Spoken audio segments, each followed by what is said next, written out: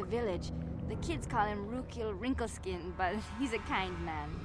He used to tell me the greatest stories when I was a little girl. I still like to listen to his tales about the Promised Land, even though I know they're just legends, but it helps to make the Undercity seem less dark somehow.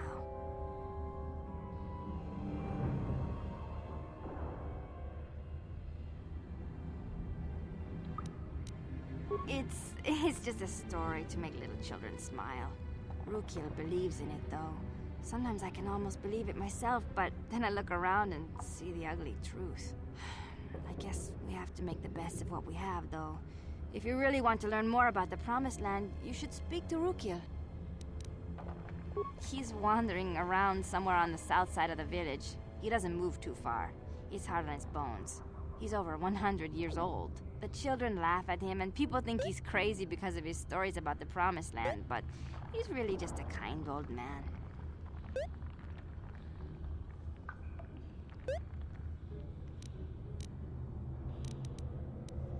He'll be somewhere in the village.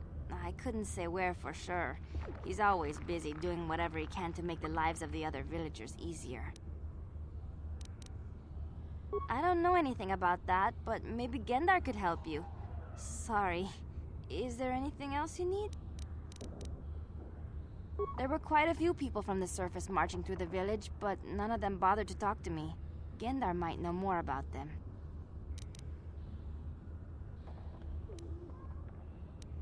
Well, I was born here for starters. My parents were outcasts, banished to the Undercity for some crime or other. They never really liked to talk about it. Everyone here is an outcast, or the descendants of one. It's tough down here, but we survive. I guess it's easier for me since I've never known anything different. Some of the people have given up all hope. They've become bitter and depressed, but most of us are good people, despite what our ancestors may have done. Gendar could probably tell you more, or maybe Rukil. You could talk to them if you want. Oh, okay. Well, if you ever need anything, or if you just feel like talking, come back and see me. I hardly ever get a chance to speak to someone from the Upworld.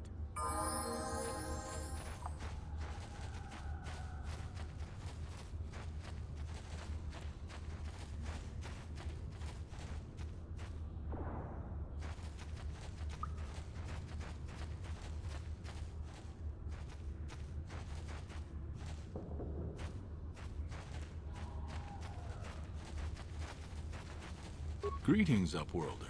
We rarely see your kind here in the Undercity. I find it strange that so many of you have come down from the surface recently. No offense, but I can see why people normally avoid this place. Why have you come into this dark and sunless place?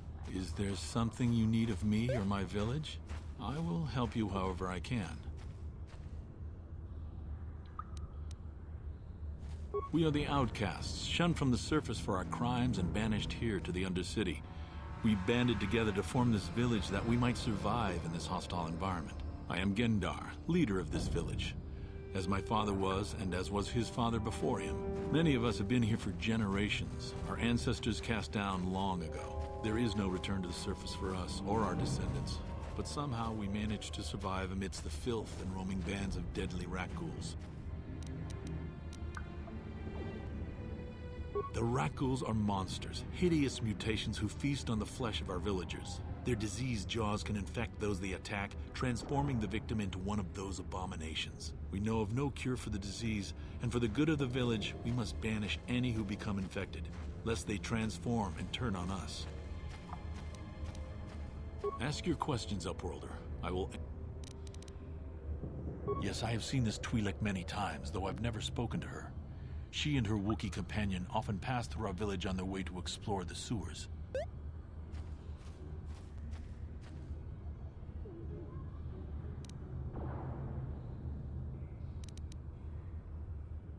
There are two entrances into the sewers from the Undercity. One to the northeast of our village, the other to the southeast. But the sewers are dangerous, Upworlder. If you dare to travel those dark tunnels, you would be wise to go heavily armed, unless you wish to become a meal for the rat-ghouls and the other foul creatures.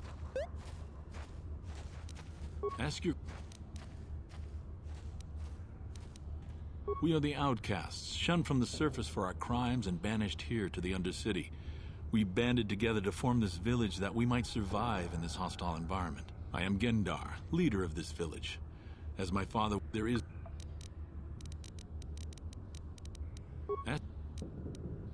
Our village has seen many visitors from the surface recently.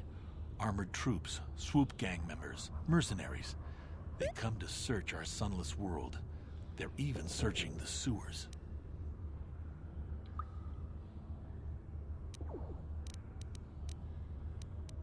As you wish, Upworlder. Should you have need of anything else, come speak to me. I represent the entire village and I will do my best to help you however I can. You come from the world above. Is this the time of destiny, then? Is this a portent of the salvation of my people? Or merely another false sign to mislead us from the path? Are you the herald of prophecy? The beacon to guide us through the darkness? Or are you merely another harbinger of shattered dreams and unfulfilled promises? Be careful. This one might be crazy enough to be dangerous. Speak to me, Upworlder. Tell me what fate you unleash upon us. Salvation or damnation? Speak, Upworlder, I beg you!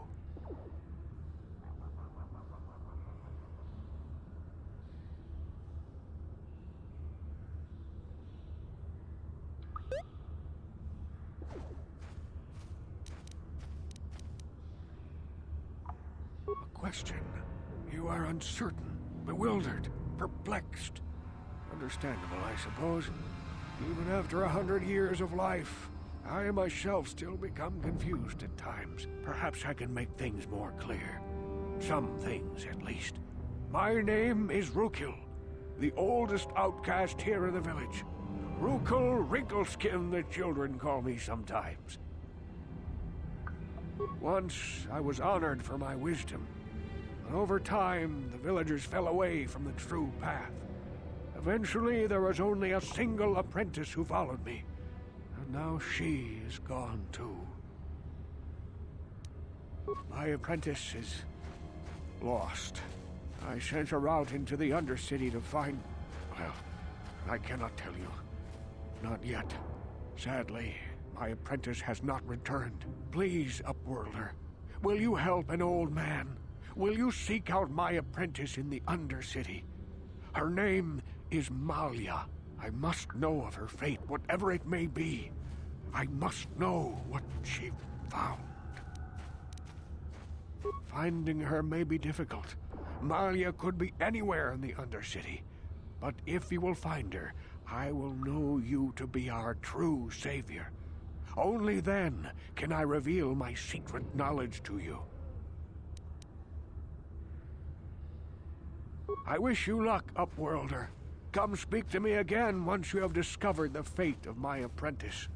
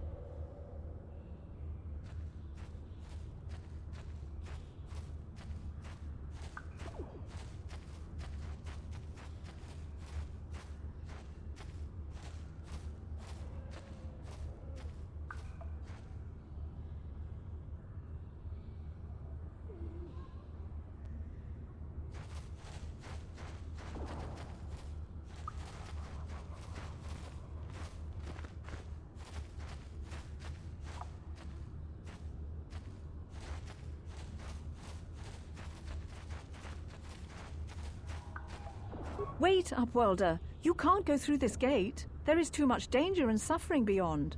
For your own sake, turn back. The villagers infected with the Rukgul disease are quarantined beyond this gate. It's only a matter of time until they transform into horrible creatures that would destroy us all. So you just lock them away in a cage? For the sake of the village, we have to keep the infected ones locked away. And when they finally do transform into Rukguls, we'll let them destroy each other.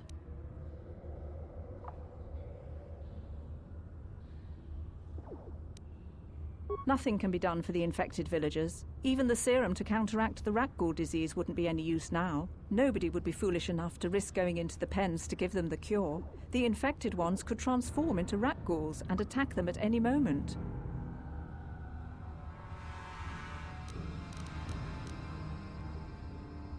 I can't help the infected ones. They have to die so that the rest of the village can live. I accept this. If you think that makes me a coward, so be it.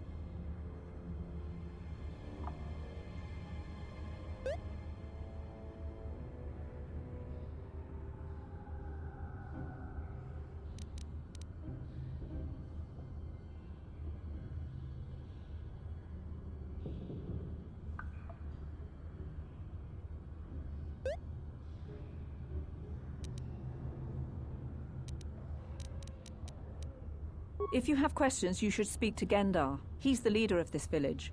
All my attention has to stay focused on trying to ease the suffering of those within the village. But despite my medical training, there is nothing I can do to help the poor souls locked on the other side of this gate. The villagers infected with the Rukgul... So you just... For the...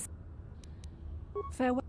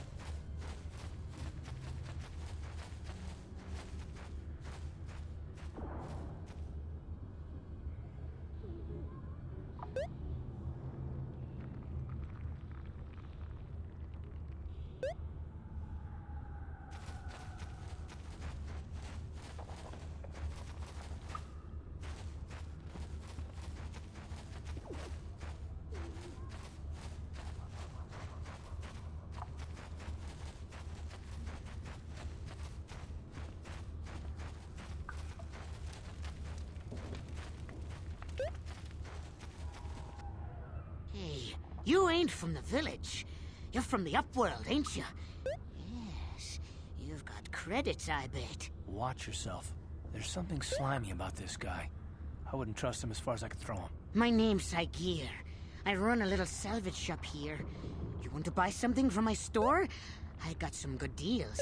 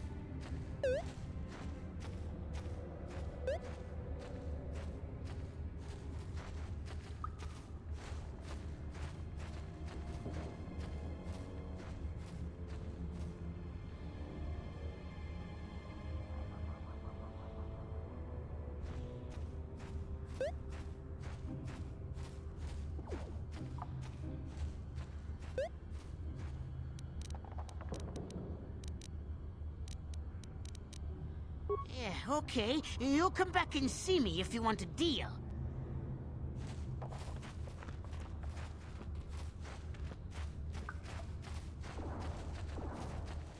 Hurry, Hindar! Hurry! I can hear it coming! He'll never make it. He's doomed.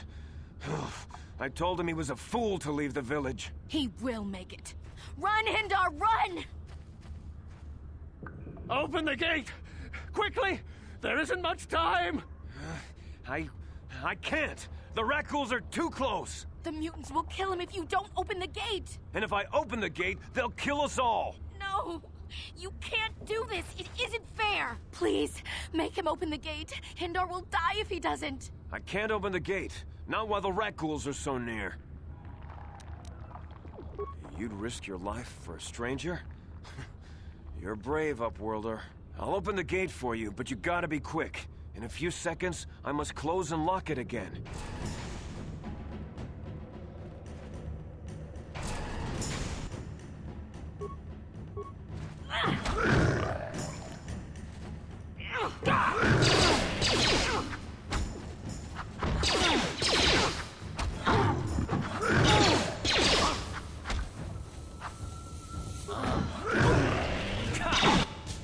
How'd you like that?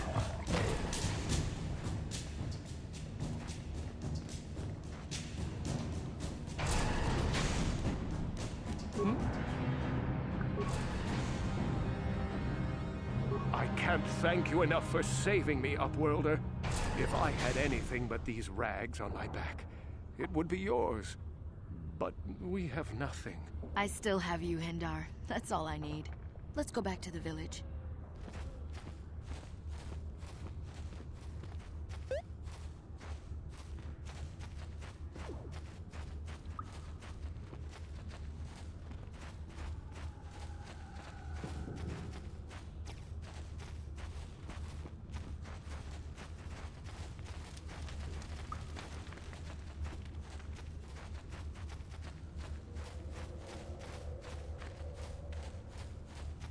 Back again.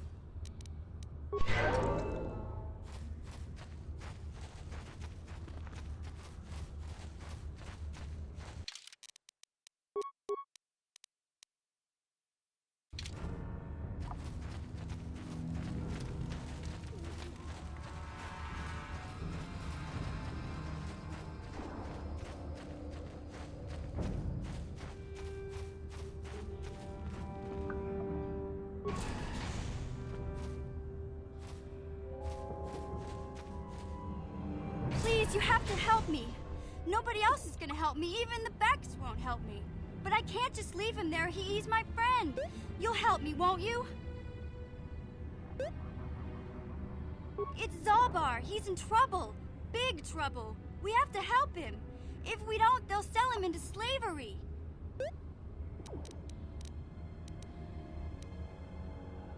Me and Zalbar, we were just wandering around here in the Undercity. You know, looking for stuff we could find, just kind of exploring. We do it all the time. I guess with a Wookiee at your side, you've got to figure you can handle the odd rat ghoul attack. Only this time, they were waiting for us. Gamorrean slave hunters. We didn't even have a chance to run. Big Z threw himself at him and then roared for me to run. I took off. I figured Zalbar would be right behind me. But there were too many of them. He couldn't get away. They're going to sell him to a slaver, I just know it.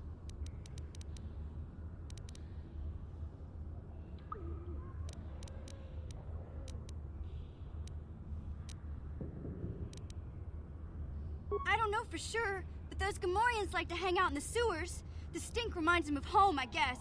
That's probably where they took Big Z.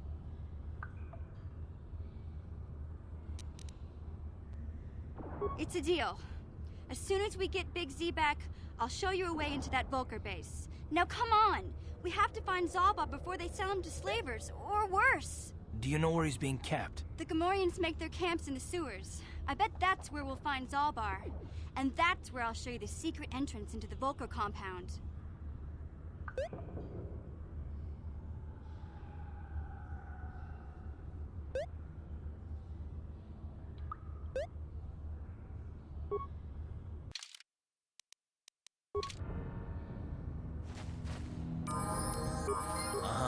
Yeah? I'm here.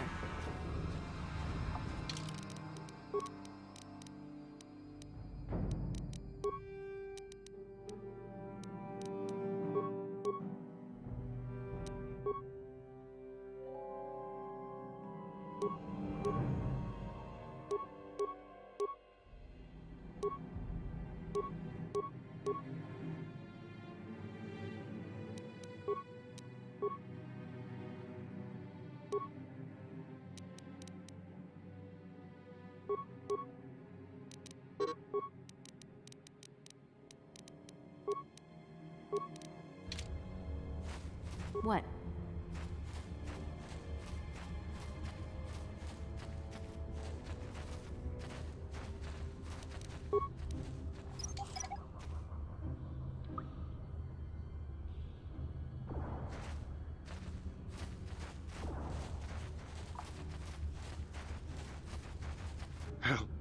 Help me. Please. I can feel it inside my skin. Something growing. Like some kind of hideous disease.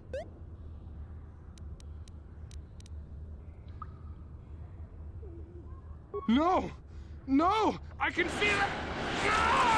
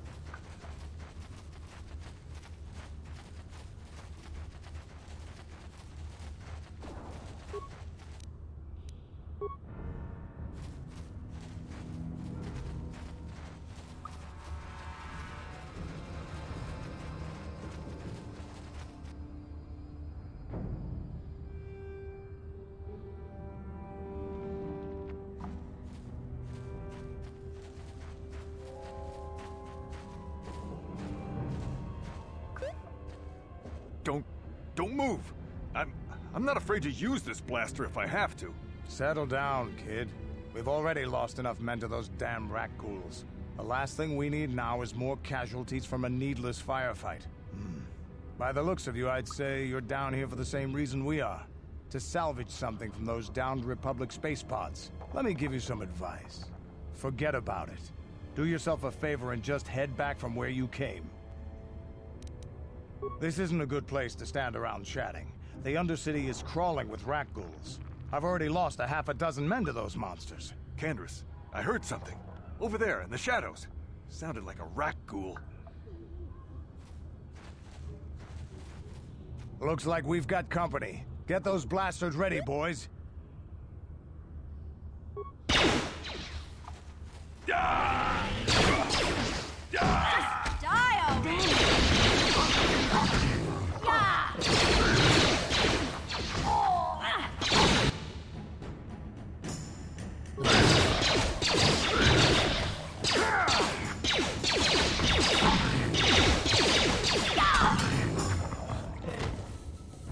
Damn. I told Davik this salvage mission was a bad idea. His men aren't trained for this kind of thing. I can't babysit them all. Okay, boys. We're getting out of here before I lose anyone else. I can't carry all this salvage back by myself. You'd be smart to get out of here as well. Even if you can handle the rat ghouls, I doubt there's anything worth finding anymore.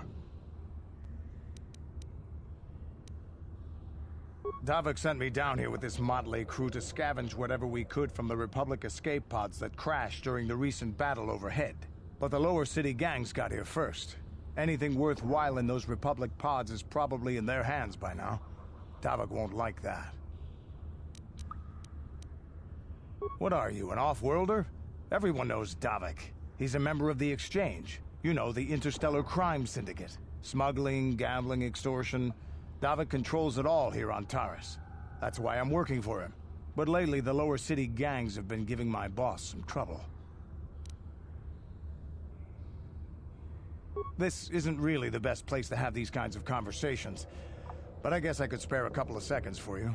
After all, you did help us out with those rat ghouls. The lower city is overrun with gangs. But the two most important ones are the hidden Becks and the Black Vulkars.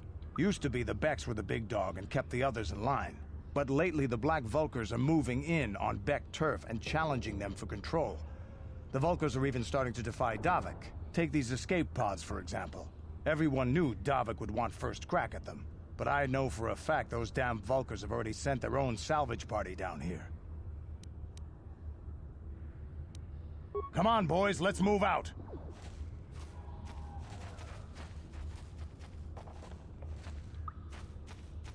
Huh? I'm here.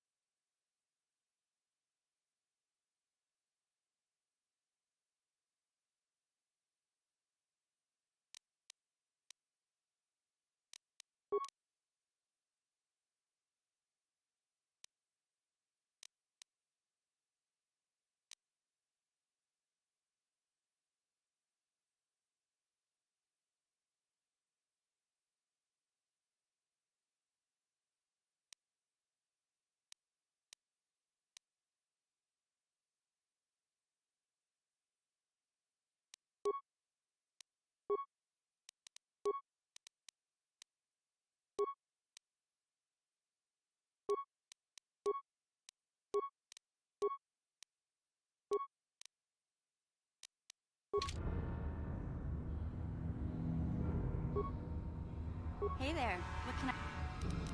Okay.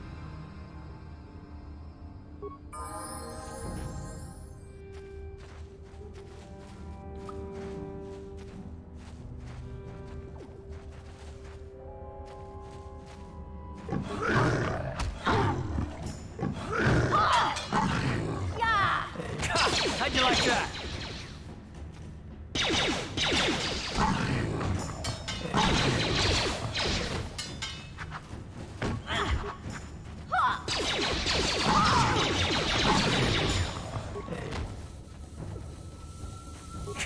How'd you like that?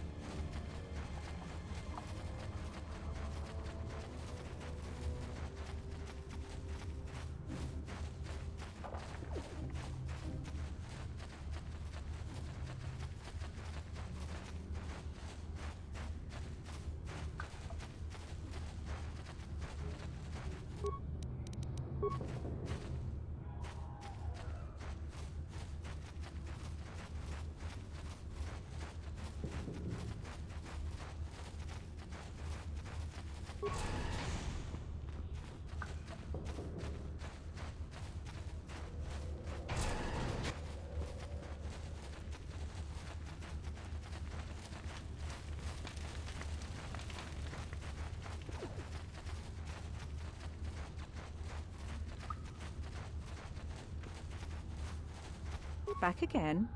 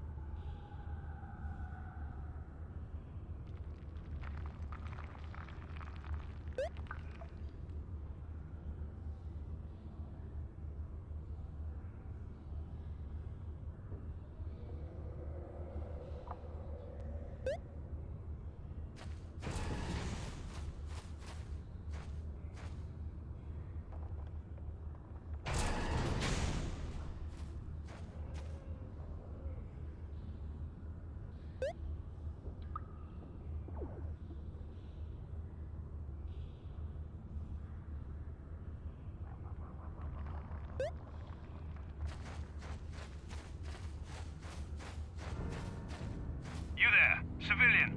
This is a restricted area. What are you doing down here? Security papers. Oh, you're one of those trackers the commander sent down, right? They should have given you an armed escort. It's nasty down here. We've already lost one patrol. We figure the Rak ghouls got them. We've had so many encounters with those things, we've actually run out of Rak ghoul serum. Plus, we've had several skirmishes with looters from those lower city swoop gangs. I'm telling you, we should just stay in the upper city where we're in control.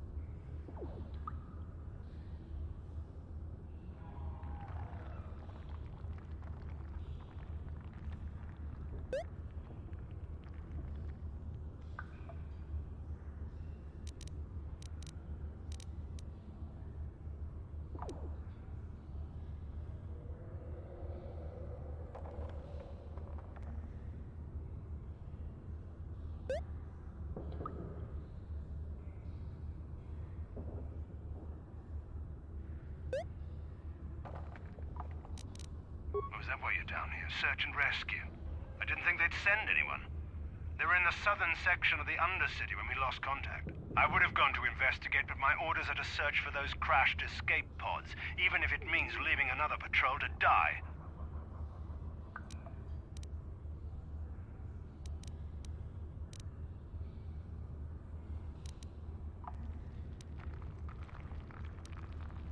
Hey, I'd never disobey my orders. I'm not a fan of court-martials and executions. I was just talking, you know. Nothing anyone has to mention to the commander. Come on, Patrol, let's get back to it. The sooner we get this search done, the sooner we can get out of this mutant-infested hole. Move out.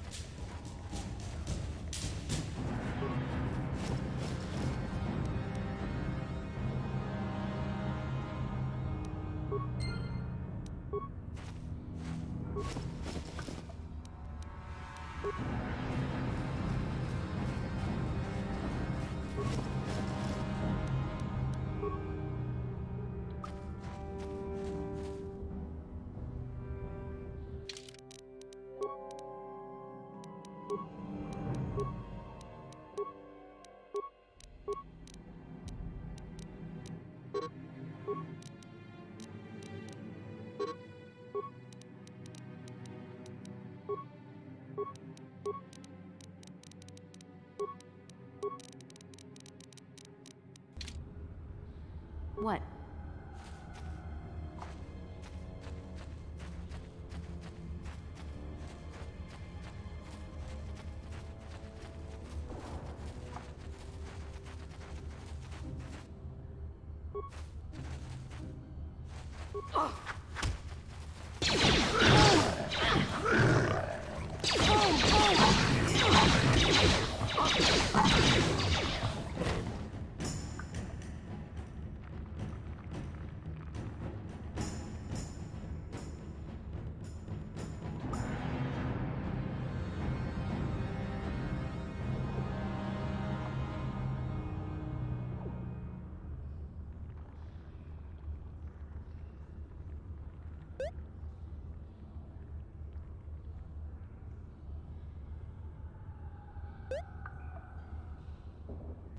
What?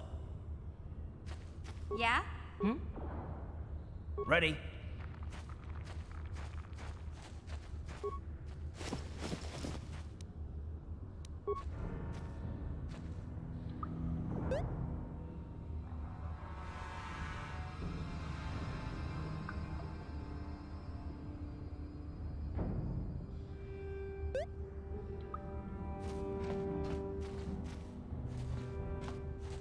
What?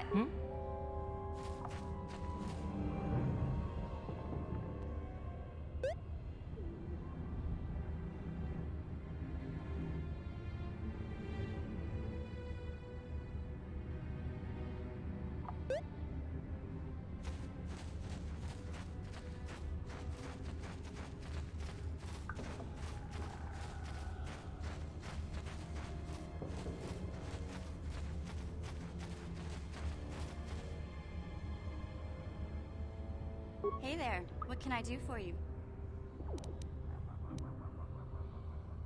Really? You want to know about me? Nobody's ever really been interested in me before. What do you want to know? Big Z's my family, you know? My parents, well, I guess they're dead. It was just me on my own until the day I saw Zalbar in the lower city. I could tell right away he was in trouble. This was before the gang wars were out of hand. But even then, the Volkers were scum. A few of them were hassling Big Z, trying to pick a fight, but he wasn't looking for trouble.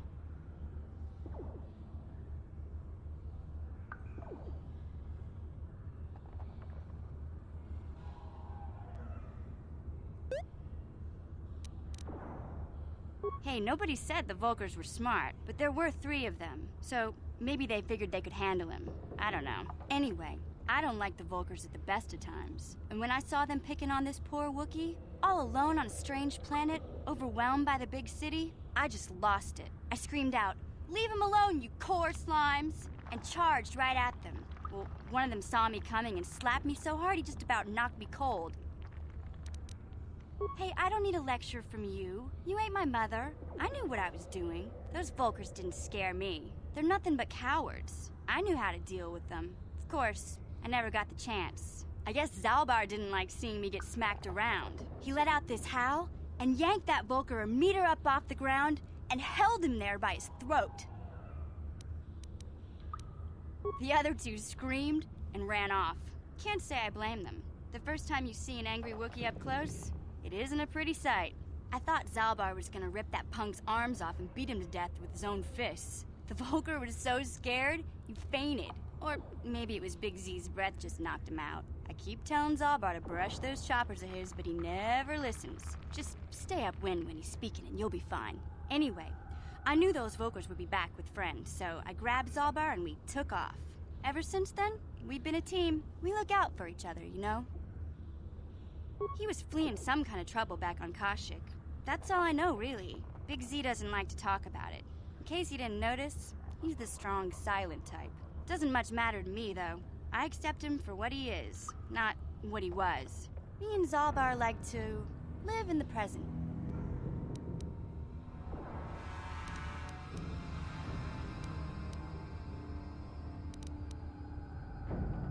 Hey, what's that supposed to mean? You think I can't take care of myself? I've got street smarts. I know how to get by on my own. In fact, I look out for Zalbar more than he looks out for me, you know? Big Z's a little bit too gullible to make it alone on the mean streets of the lower city. He was fleeing some... doesn't much matter. Yeah. My brother's a touchy subject, you know? It just so happens, I don't really feel like talking about him right now. Nothing personal. Let's just get back to the business at hand, okay? Hey, Karth. You're a pilot for the Republic, right? You've been all over the galaxy, I bet, right? So tell me, how would you rate Taurus compared to other worlds you've seen? To be honest, Mission, Terrace would rate pretty low. The prejudice, the rich spoiling themselves while the poor are crushed beneath them, it's not a pretty picture. Yeah, but that's only since the Sith occupation. Before that, well, I guess it wasn't all that different, really. Maybe Taurus ain't as great as I thought, you know? Trust me, Mission, there are a lot of worlds better than Terrace. There are worse, too, but Terrace is no place for a kid to live on her own. Even a kid who's got a Wookiee to look out for. Hey, I ain't no kid. I look out for Zalbar as much as he looks out for me. Big Z's my friend, not my babysitter. Geez, I come ask you a question, you give me a lecture. Don't you snap at me, Missy. You want a lecture? How's this? Only bratty little children fly off the handle because of a simple comment. I don't have to listen to you, Karth. You ain't my father, though you're sure old enough to be. So keep your lectures inside your withered old head, because I don't need them. And I sure as hell don't need this. Look, let's just drop it and get back to what we were doing.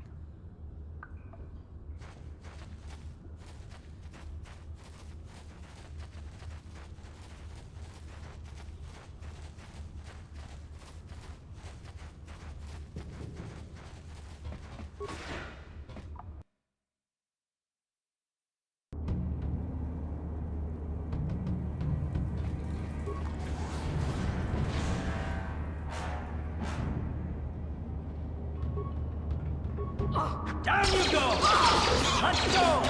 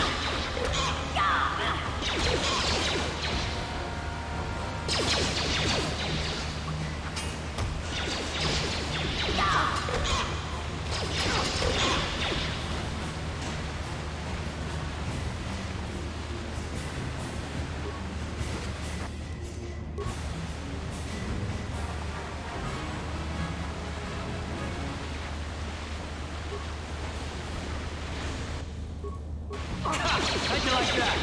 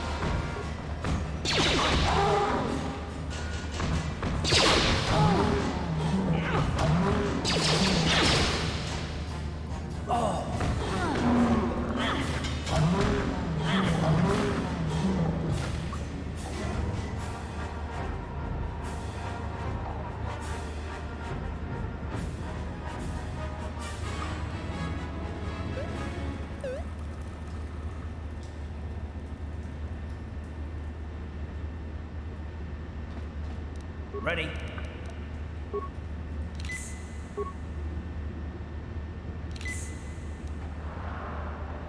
What?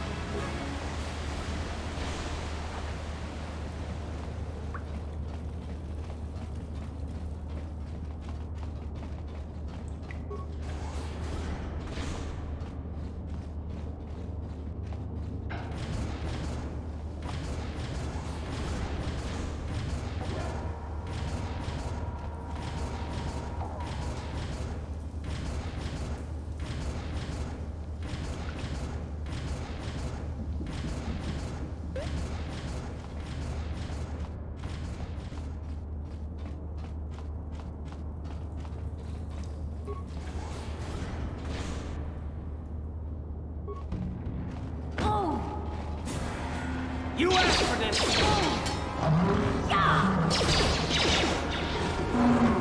You asked for this!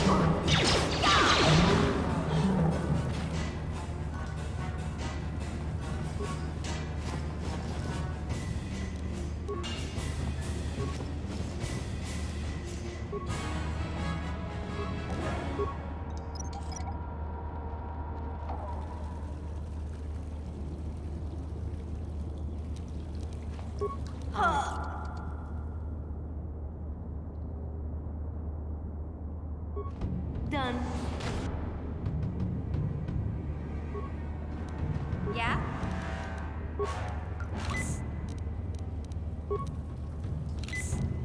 I'm here.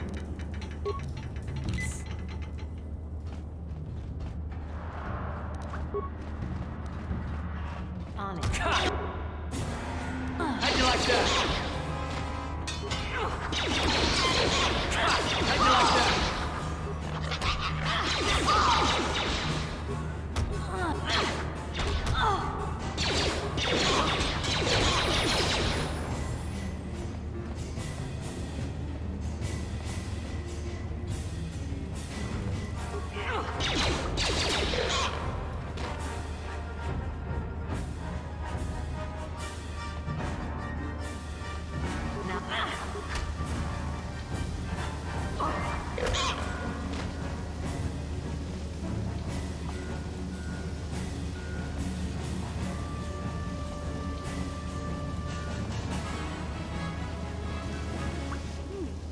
Look at this. This is one of those old-style manual locks. No computer codes or nothing. The sewers is the only place you can see one of these on Terrace. You can't use conventional security spikes on these old locks. But don't worry. I've come across them before. I've rigged up a little device that should do the trick.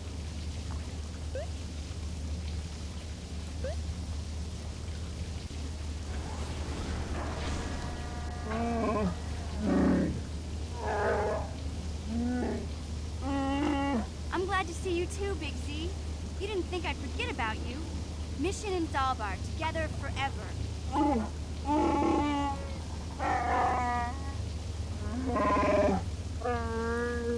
These are my new friends, Big Z.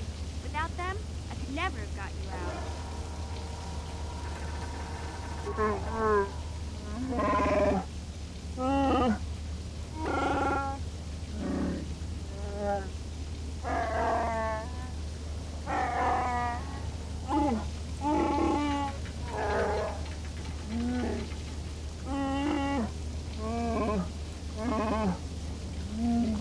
A life debt? You sure about that, Big Z? Think about it carefully. You better be sure about this.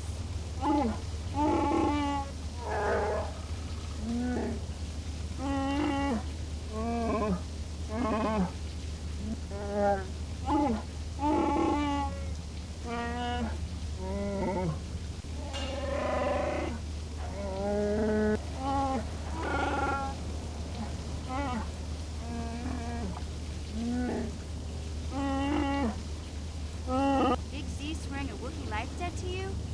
Wow, this is major. Do you realize what it means?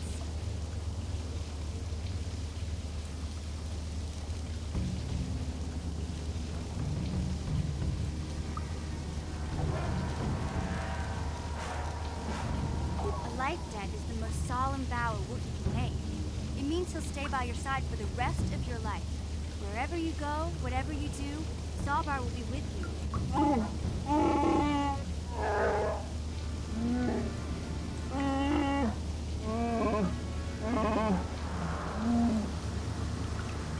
I guess this means you're stuck with me, too. Wherever Big Z goes, I'm going. I almost lost him once. It's not gonna happen again. So, I guess I still owe you one secret path into the Volker base. That was the deal, wasn't it? Don't worry. I know a back door into that scum den. I better come with you. The Volkers put up a force shield to keep the sewer dwellers out. I'm one of the only non-Volkers on Terrace who can get you past it. I can't remember exactly how to get there, but I know it was somewhere here in the sewers. Over to the northeast, if I remember right. I just hope the Rancor monster isn't still there.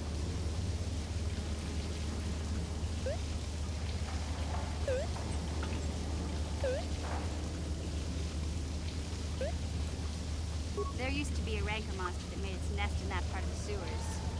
Pretty much eats anything it can get its claws on. That thing is huge! Luckily, Rancors aren't too bright. I was able to sneak past it before, so I'm sure we'll figure something out. That is, unless you want to change your mind.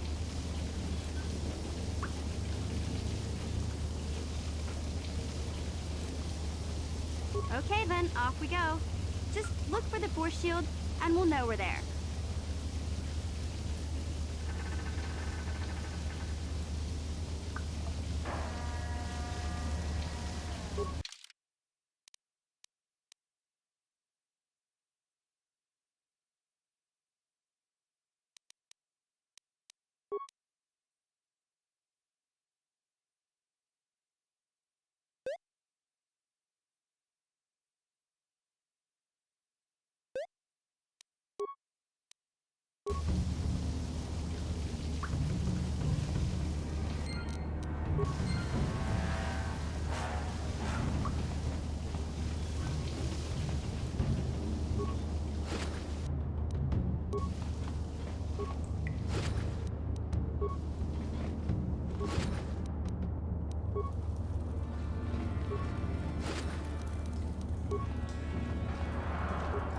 on it. Damn!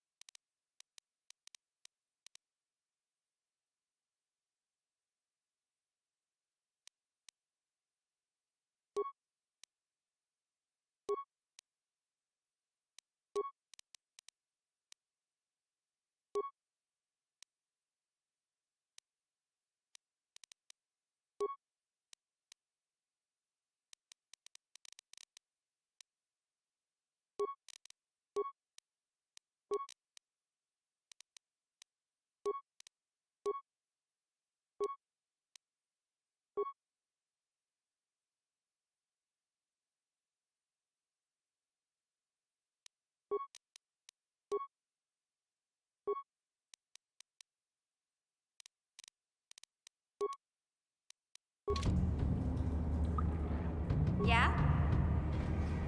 Gotcha. Simple.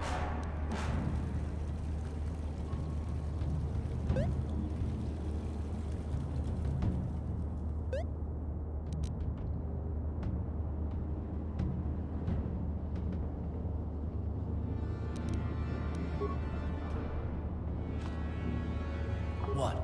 I'm here.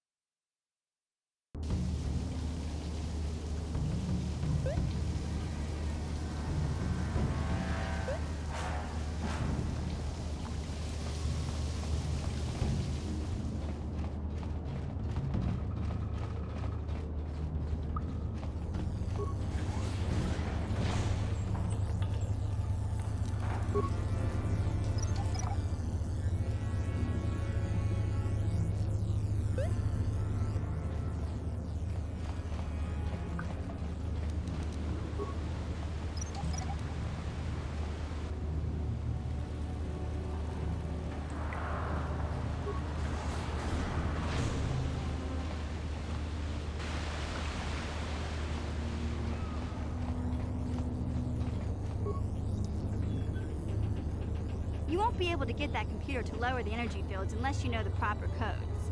Lucky for you, I've got them. I picked them off the pocket of a black Volker who had a little too much to drink in the cantina one night. Here, let me get that energy field down for you.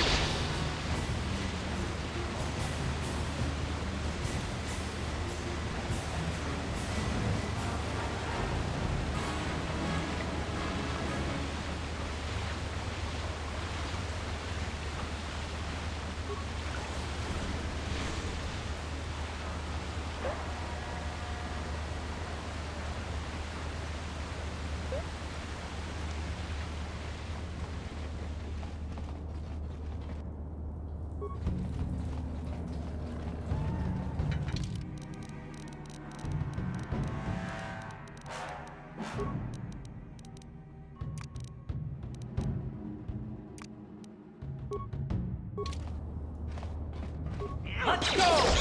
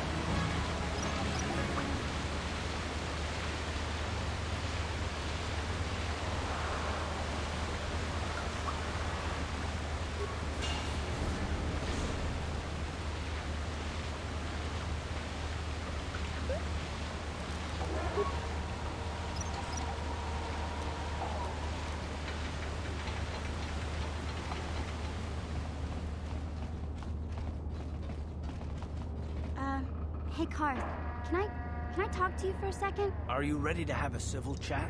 Or is this gonna be another childish tantrum? Tantrum? I'm trying to apologize, you nerf herder. I mean, I'm sorry. I didn't mean to get mad at you. It's just that I'm sick of everyone treating me like I'm a helpless kid.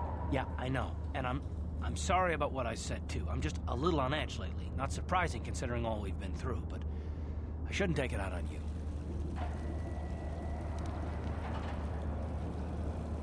Mission, you have to know that we don't think you're helpless. I mean, look where we are. Look at what we're doing. You're not just along for the ride. We need you. You really mean it, don't you? Nobody's ever said anything like that to me before. Not even Big Z. He might think it, but he's not really one for words, you know. Thanks, Karth. Well, it's no big deal. I mean, I know how it is. Sometimes you just need to hear a few words of encouragement. Kids. Kids are like that. Listen, you... Oh, I get it. Okay, you got me. You're pretty funny, Karth, for an old guy. Come on, geezer. Let's get back to what we were doing.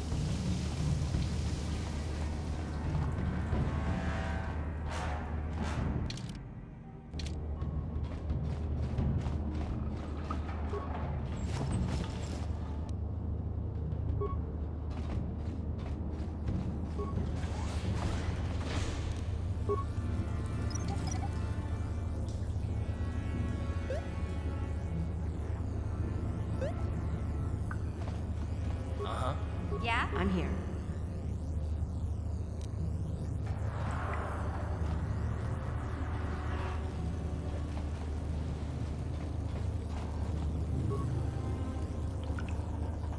You won't be able...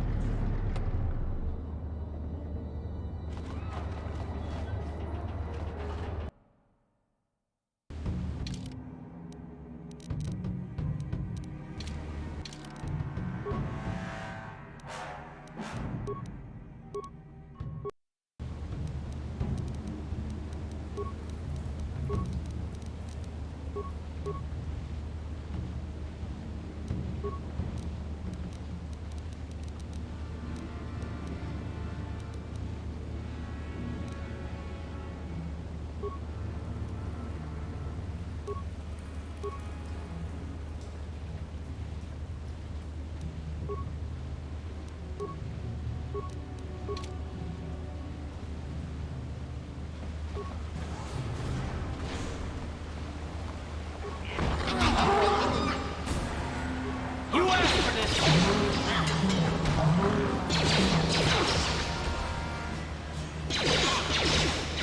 How'd you like that?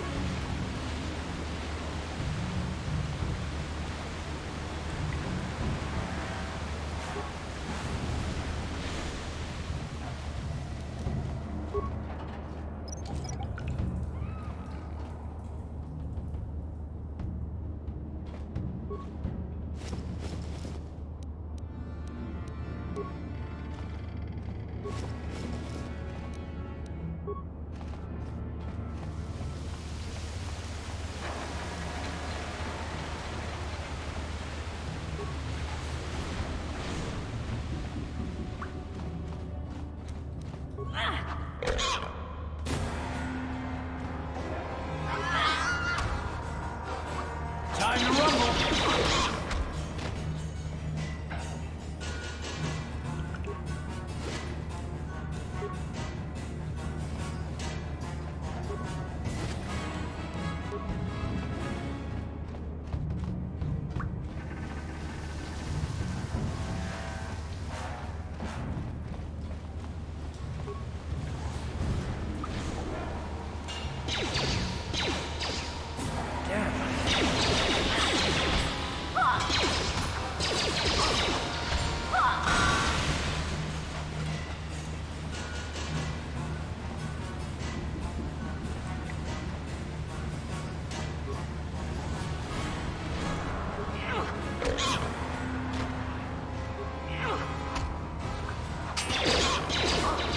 How'd you like that?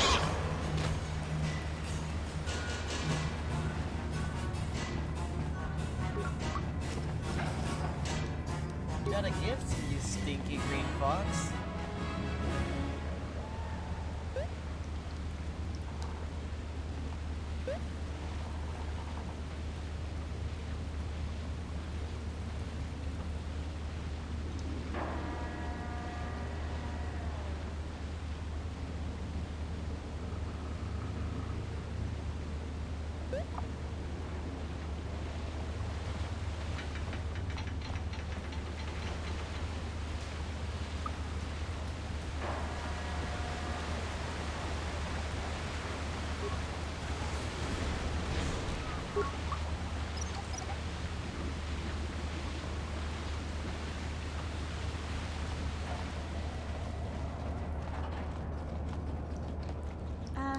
Hey, Karth.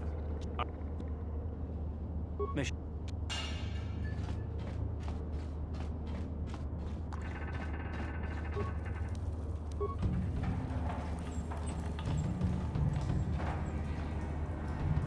Ready? What?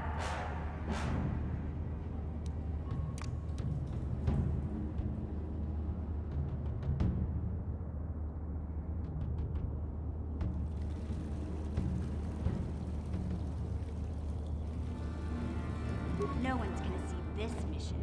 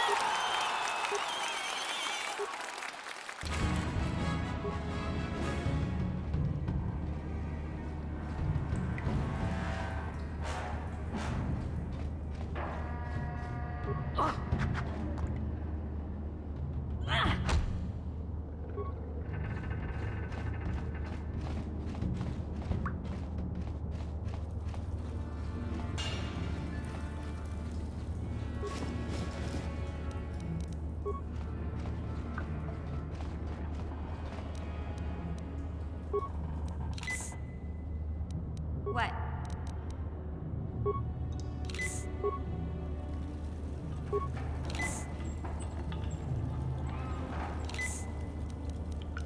Ready?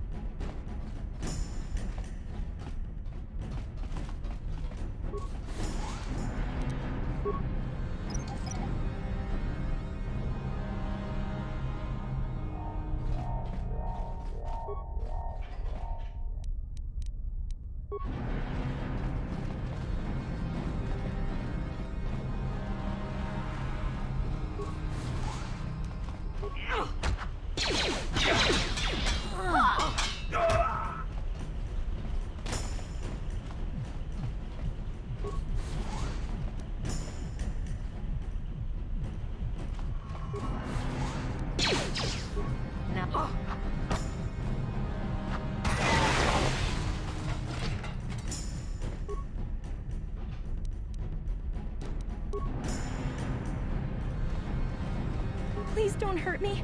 I just served the food here, that's all. I'm not like these others. I'm not even a Black Volker. Please don't kill me. My name is Ada. My father owed Davik some money, but he couldn't pay. Davik killed my father and sold me into slavery here at the Volker compound to pay off the debt.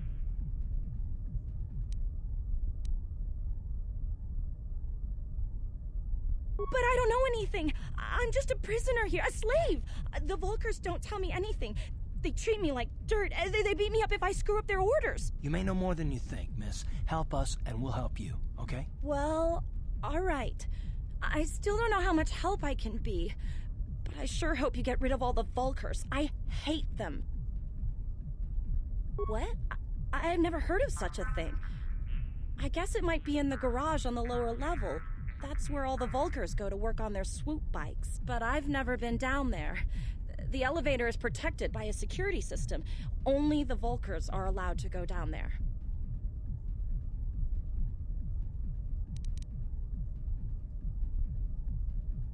Is she that Republic soldier? I heard one of the Volker mention her, but she's not here. He said Brezhik didn't trust his men around her. I guess she's too important to be a slave here in the kitchens. Getting pawed and groped and kicked and spit on like me. Brezhik must have taken her somewhere safe. Now that you've killed the guards who were supposed to watch me, I think I could find my way out of here.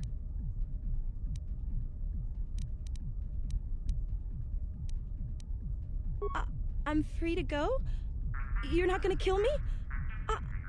I don't know how I can ever repay you. Thank you. Thank you. I have to get out of here before any of the Volkers see me.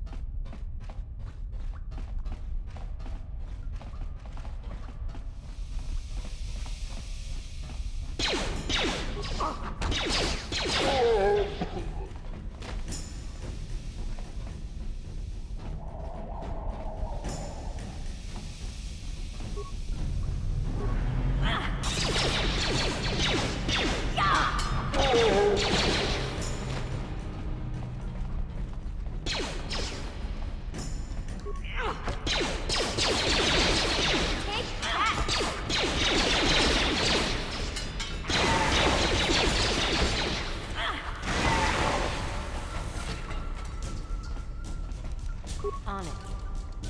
Damn. Uh-huh. Huh? Gotcha.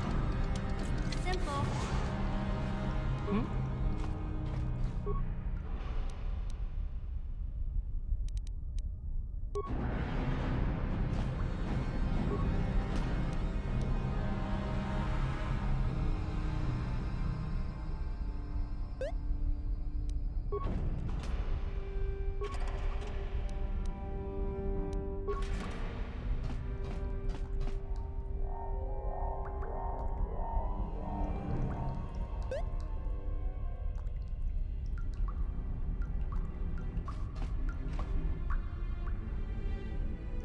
What? Huh? What?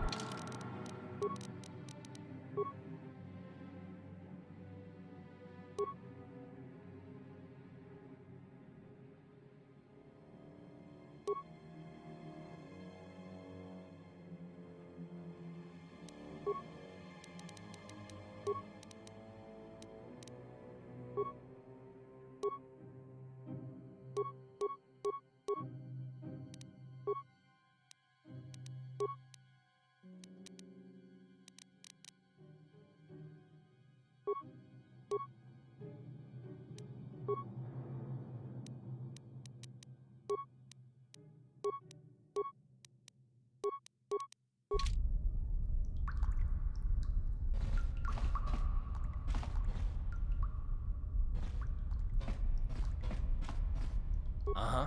What?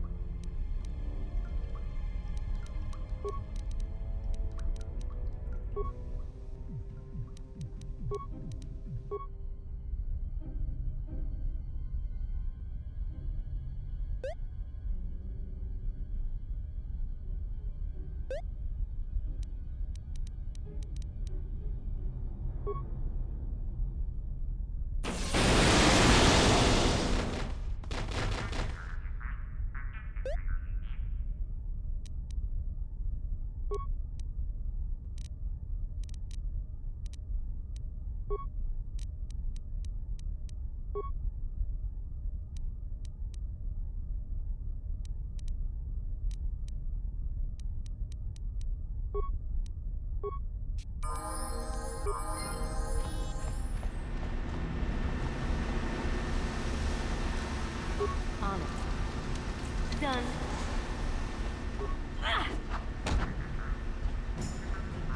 Watawa mamulira king kontro peshak. No ba muliraji? Joni yu turungchi wi itadia. Ola una chinek. Ba mulirat slimoanga kunbiskin. Tonga bugsham uninong. Wanga kun pistkin bamulira. Juni yunton jiji aithadoana, kavavolpa muljui, kamana, takom justak miki grabel mogo. Kachi chu aithaodonga, tulpada bonk molya gando danago chuchut. Moga shampompa, bolawana chikni. Bamul slik mopoda na wanga kun bist mulira best. Kachi chu aithaodonga. Inkin kuno bamulira chikun, slima podana. Rundi hodonga kun hunkabi. Takum justak miki grabel mogo. Kachi chu aitha hodonga, tulpada bonk molya gando danago chuchut.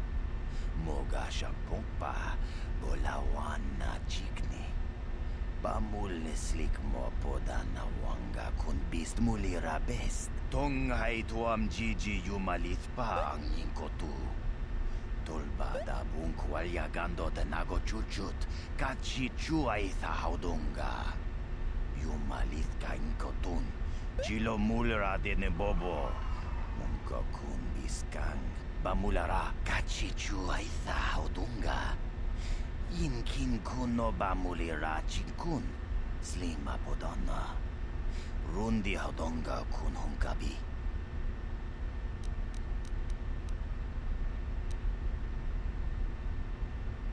Chipedwana ni bobo. Donk. Kuyami juz kachita. Naipatoga ya fulki kukula jiji. Ktabist yubong konki bangpa. Chingpala chiska mul. Kontichani. Mulira shomp turung uni patoga.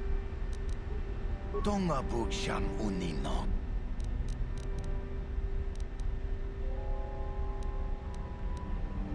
Chip. Kipuna. Puna na kachu. Kimbano mulina na tuan.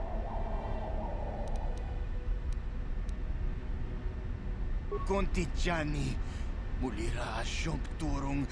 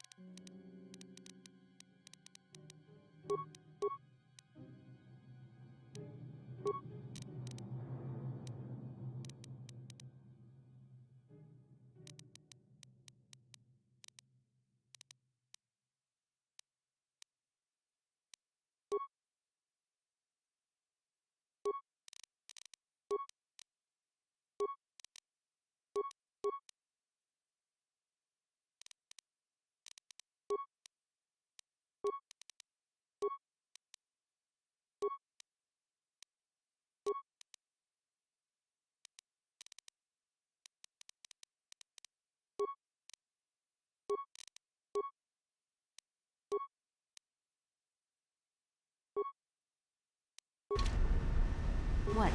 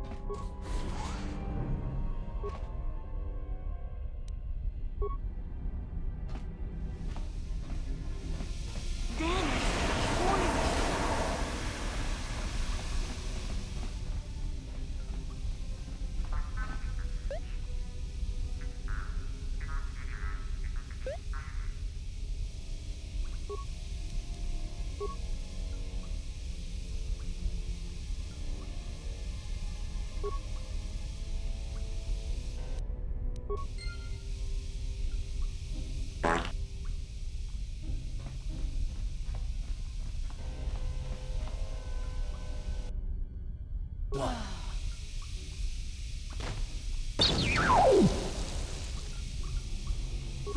What?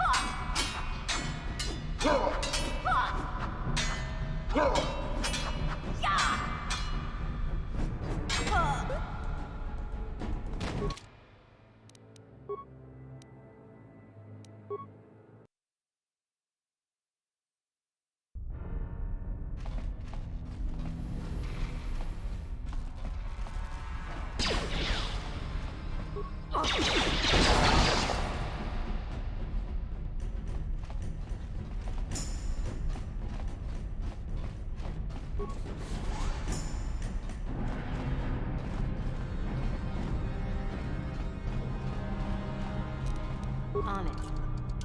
Damn! What? Huh? Gotcha. Darn it. I'm here.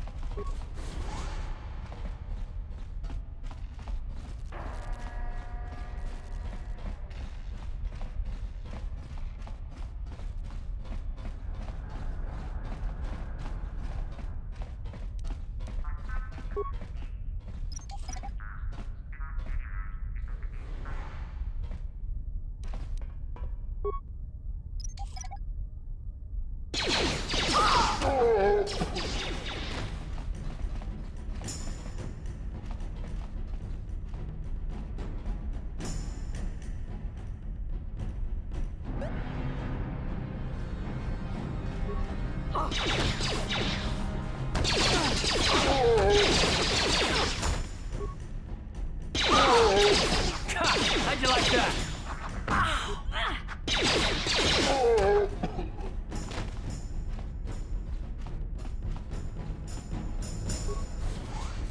Kuya mi juz kachita naipatoga ya fulki kukula jiji.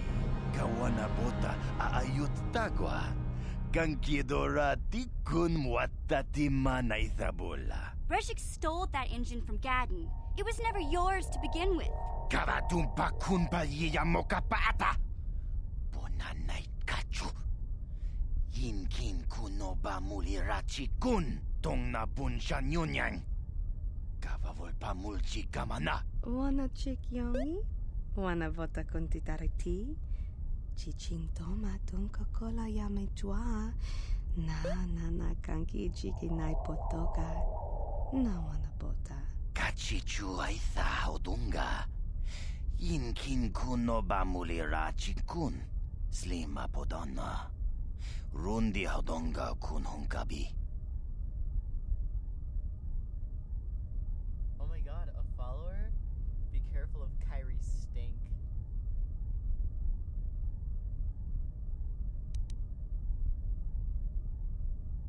Tonga bugsham uninong.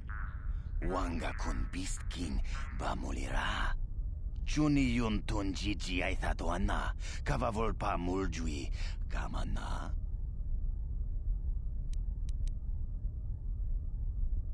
Mana tota. Aku jigratuk bola. Jishok jonat. Wi itha nadana itya. Smilia, ti umpa do punta krita. Topa na otovas casa.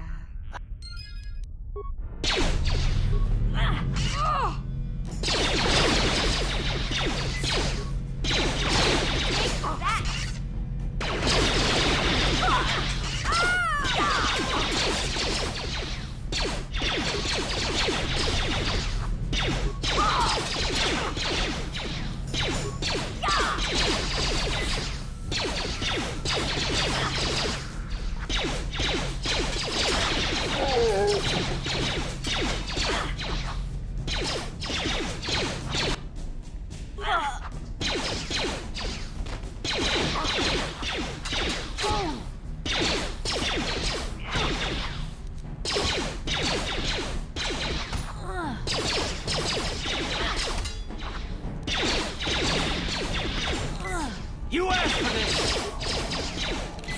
Time to rumble!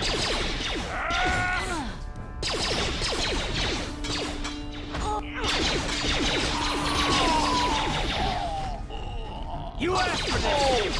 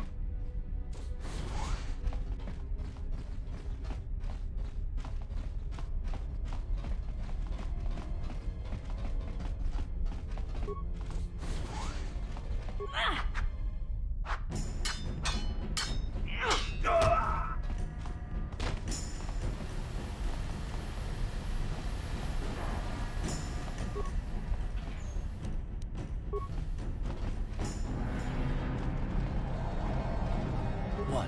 Yeah? What? Huh?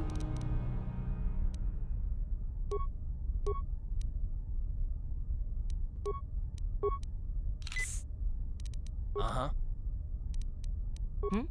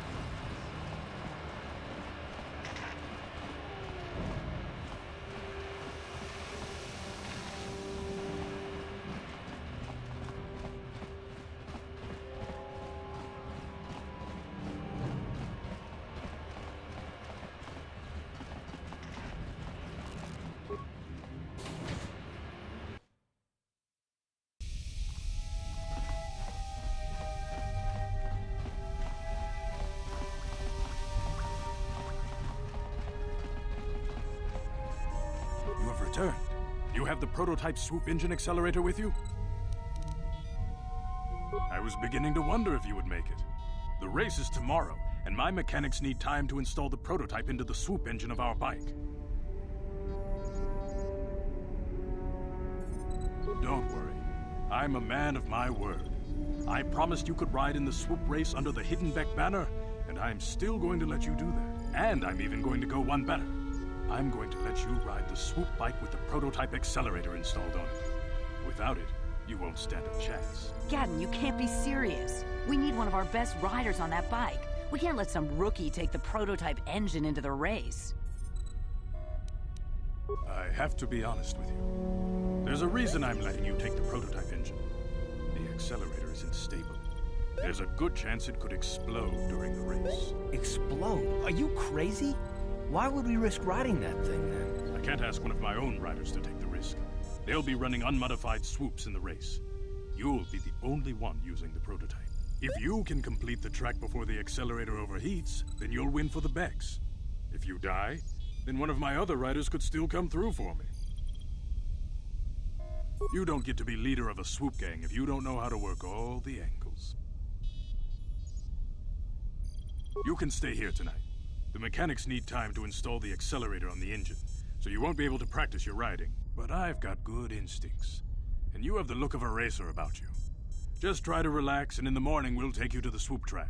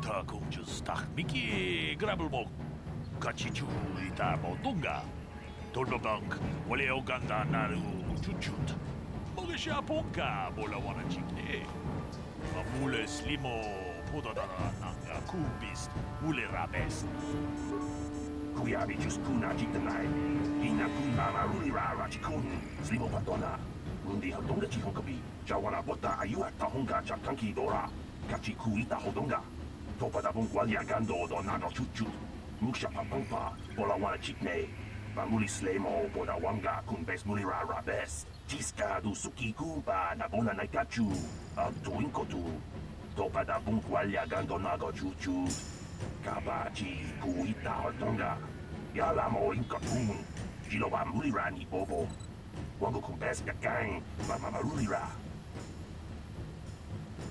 Ubabatu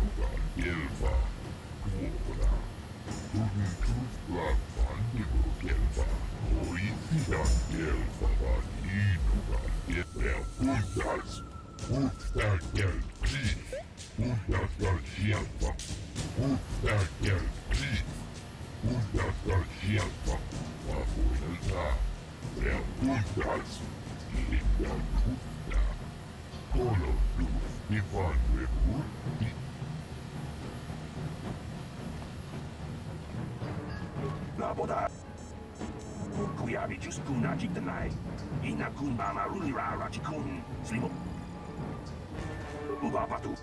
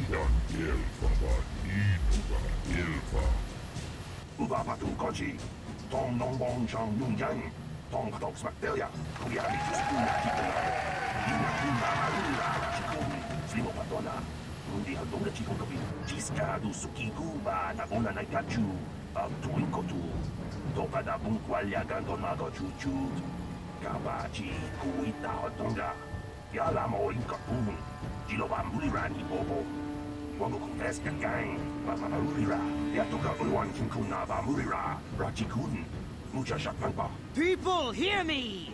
Before I present the so-called champion of the Becks with their prize, there is something you must know. The winning rider cheated! Your swoop bike was using a prototype accelerator.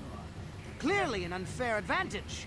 Because of this hidden Beck treachery, I'm withdrawing the Vulgar's share of the victory prize. Jawana bota ayuat tahonga chakanki dora. Kachi kuita hodonga. Topa da bunqualia gando do nano chuchu. Musha pampa, bola wana chikne. Bamuli slemo, boda wanga kun bes mulira rabes. You old fool. Your traditions are nothing to me.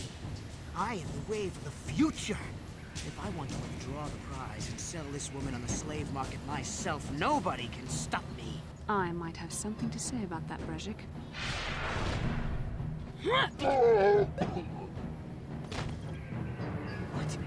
Impossible. You were restrained by a neural disruptor. How could you have possibly summoned the will to free yourself? You underestimate the strength of a Jedi's mind, Brezhik. A mistake you won't live to regret. Focus to me! Kill this woman! Kill the swoop rider! Kill them all!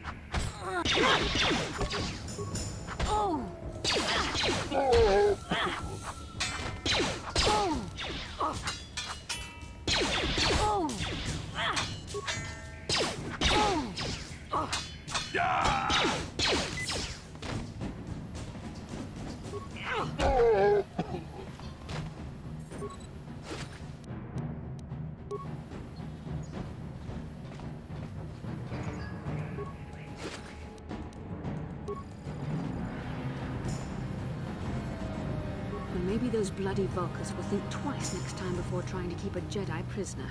And as for you, if you think you can collect me as a prize... Wait, I don't believe this. You're one of the soldiers with the Republic fleet, aren't you? Yes, I'm sure of it.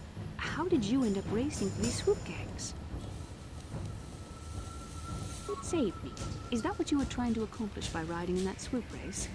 Well, as far as rescues go, this is a pretty poor example. In case you hadn't noticed, I managed to free myself from that neural restraint collar without your help. In fact, it's more accurate to say that I saved you. Brezhik and his Vulkars would have left you for dead if I hadn't stepped into that fight. You're lucky I was here to get you out of this mess.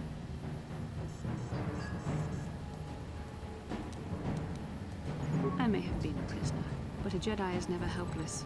Maybe you've heard of a little thing called the Force? But I suppose I shouldn't be too hard on you. You did try to save me after all, even if it didn't go quite as planned. So let's get down to business. We're not out of danger yet. If I'm going to figure out a way for us to get off this planet, I need to know what kind of resources we can draw on. First, are we the only two survivors left from the Ender Spire? Karth Onasi is alive? Finally, some good news. Karth is one of the Republic's best soldiers. He's proved himself a hero a dozen times over. And he sent you here to save me. Maybe I misjudged you. Karth wouldn't have sent you if he wasn't confident in your abilities. Forgive me. Despite my Jedi training, I still tend to act a bit rashly sometimes. Please, take me to Karth right away. Between the three of us, I'm sure we can figure out some way to get off this planet before the Sith realize we're here.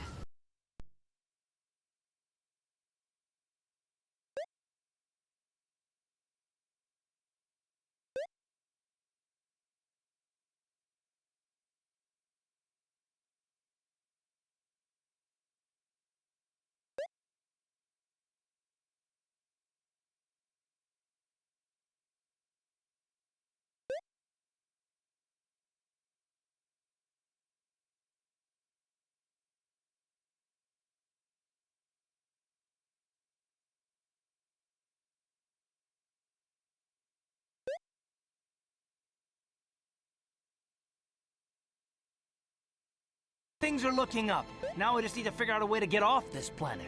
You mean you don't have a plan to get off Taurus yet? What have you been doing all this time?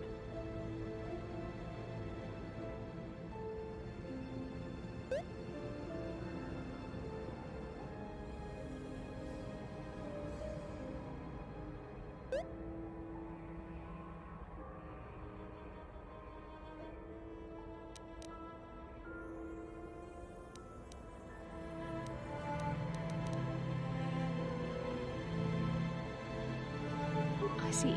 Now that I'm back in charge of this mission, perhaps we can start doing things properly. Hopefully our escape from Terrace will go more smoothly than when you rescued me from Brezhik. I know you're new at this, Bastila, but a leader doesn't berate her troops just because things aren't going as planned. Don't let your ego get in the way of the real issues here. That hardly strikes me as an appropriate way of addressing your commander, Karth.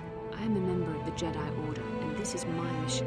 Don't forget that. My battle meditation ability has helped the Republic many times in this war, and it will serve us well here, I'm sure.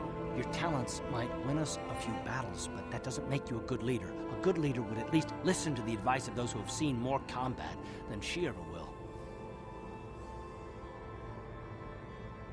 Yes, you're right, of course. I apologize, Karth. This has been a difficult time for me. Of course, I'm happy to listen to your advice. What do you suggest we do? First off, we can't get hung up on who's in charge. We all need to work together if we want to get off this rock.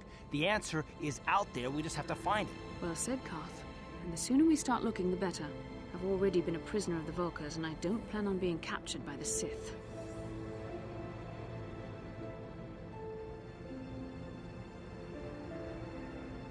I think we'll need some help getting off Terrace. Maybe if we ask around, one of the locals can help us out. We should probably start by asking around in the cantinas. Is something wrong? You seem as if something's troubling you.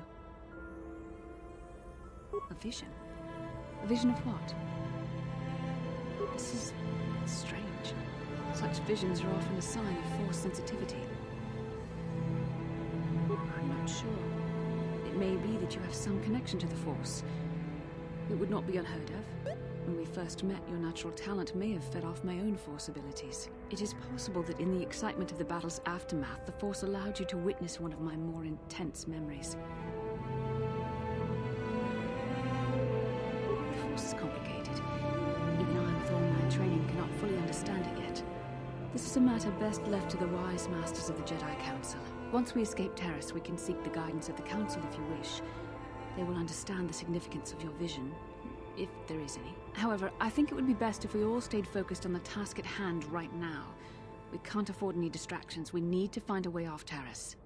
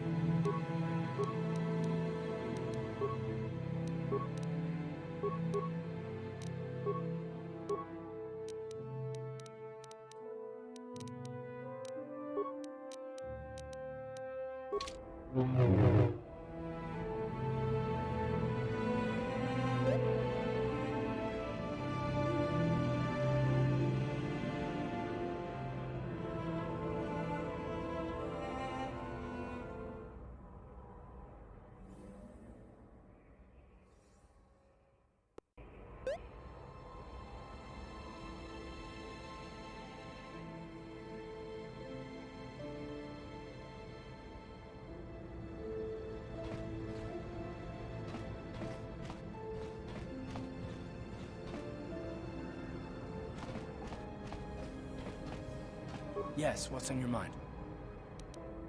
I thought I said Listen, sister, just because we're working...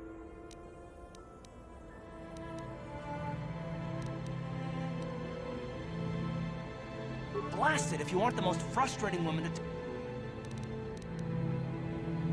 Oh, no, I'm not falling for that one.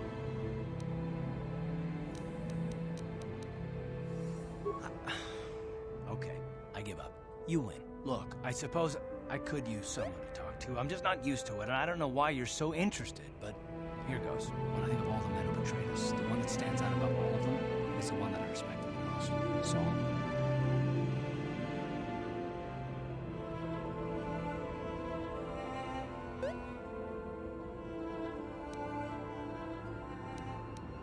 With good reason. Admiral Saul Kareth is the commander of the entire Sith fleet. He's half the reason Malak has done so well in the war. Saul was my commanding officer back when the Mandalorian Wars first began. He taught me everything about being a soldier, and I looked up to him. Saul approached me before he left. He talked to me about how the Republic was on the losing side and about how I should start thinking of my survival. I know now that he was trying to recruit me into the Sith, but I couldn't have conceived of it back then. I argued with him and he got angry and he left. I never saw him again.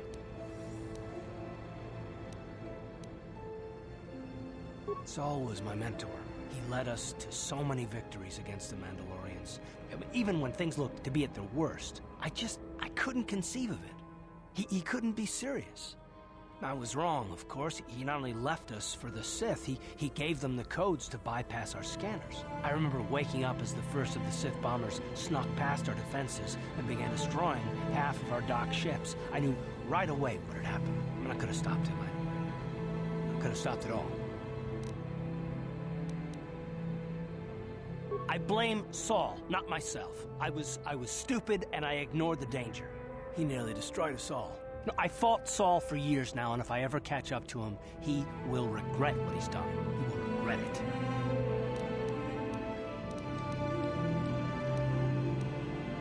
Well, there's more to the story, I guess. But I don't want to talk about it right now. Let's go.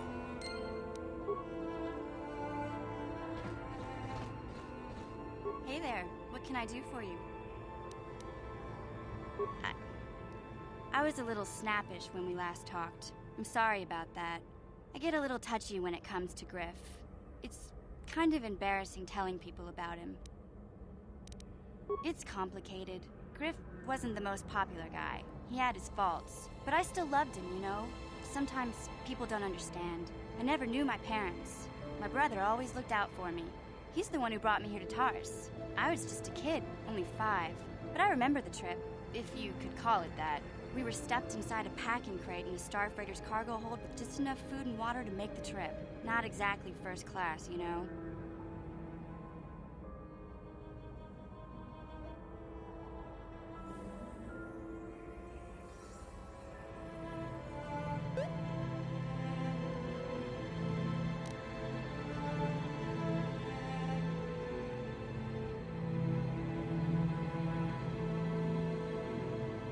I don't know the whole story.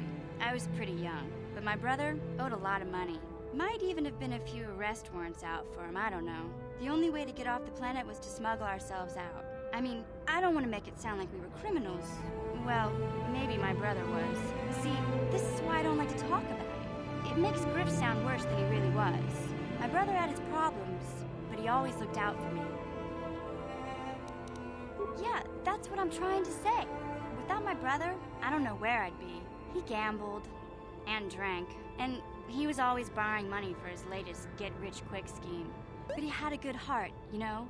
He taught me how to survive, showed me how to slice into a computer security system, how to get inside a locked building without the entrance codes, and how to spot a wealthy mark for a quick shell game.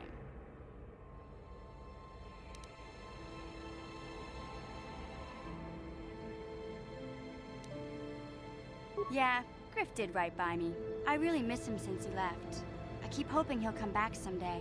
He promised me he would. He fell in with a bad crowd. It's all Lena's fault. She's the one who took him from me. Just batted those long lashes at him and off he went. I don't want to talk about Griff and Lena. Just the thought of that space tramp makes my blood boil. Subject's closed as far as I'm concerned. If I'm gonna be any help to you, I can't be worrying about my brother running off with some intergalactic skank. So is there something else you need? Terrace is a pretty good place to grow up, all things considered. Just stick to the area you belong in and stay out of Davik's business, and you'll be fine. Hey.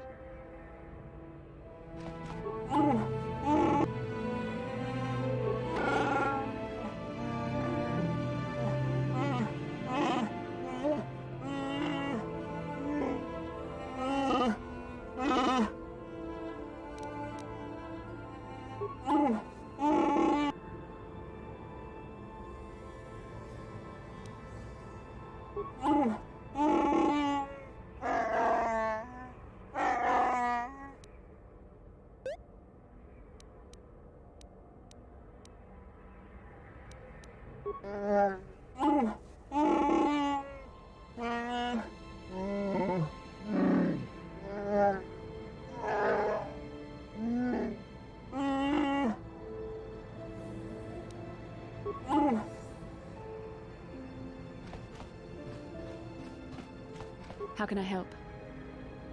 I would like to know what happened after you crashed on Taurus. I'm curious as to what you and Karth were doing before we all joined forces.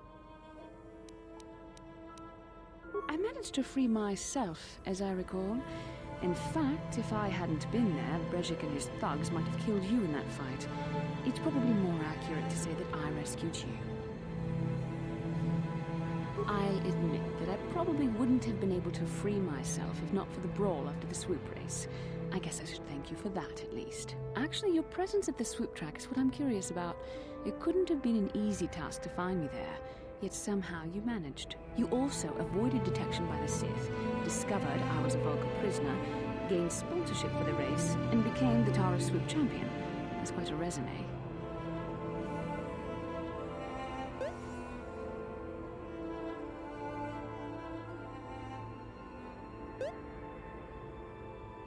Yes, I can see you do not lack an ability, although modesty is another matter.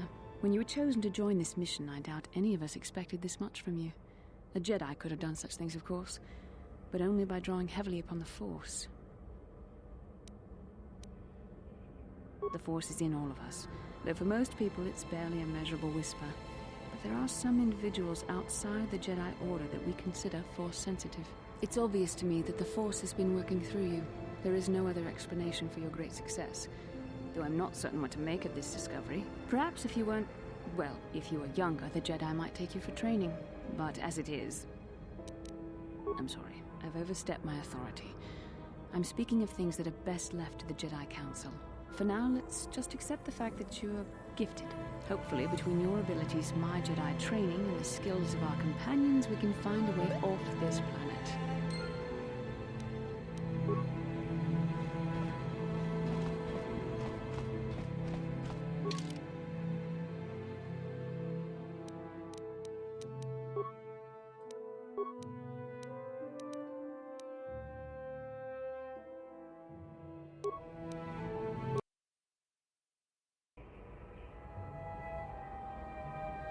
Inkin kunoba mulira chinkun. Tongai tun kunching. Ni boboji mata ni punaje. Dolpi kiknyunyan. Rundi haudonga kuhungabi. Wana kunbes. Chink palamul tonk king ba na konkek. Tung ting tachun kun nek mulira best. Takum justak miki grabel mogo. Kachichu ay donga tulpada bonk molya gando danago chuchut. Moga shampongpa bolawana chikni. Bamulislik mo podana wanga kun bist mulira best. Muchashak pakhat. Kieno no namapaule rachikun. Shagjikin lor jawata uma? Kava volpa mulchi kumana. King kun shachiking ni king kuno ba mulira chikun? Wama kunbes chin palamuji. Tunira nu prata dunko sercha domandoma?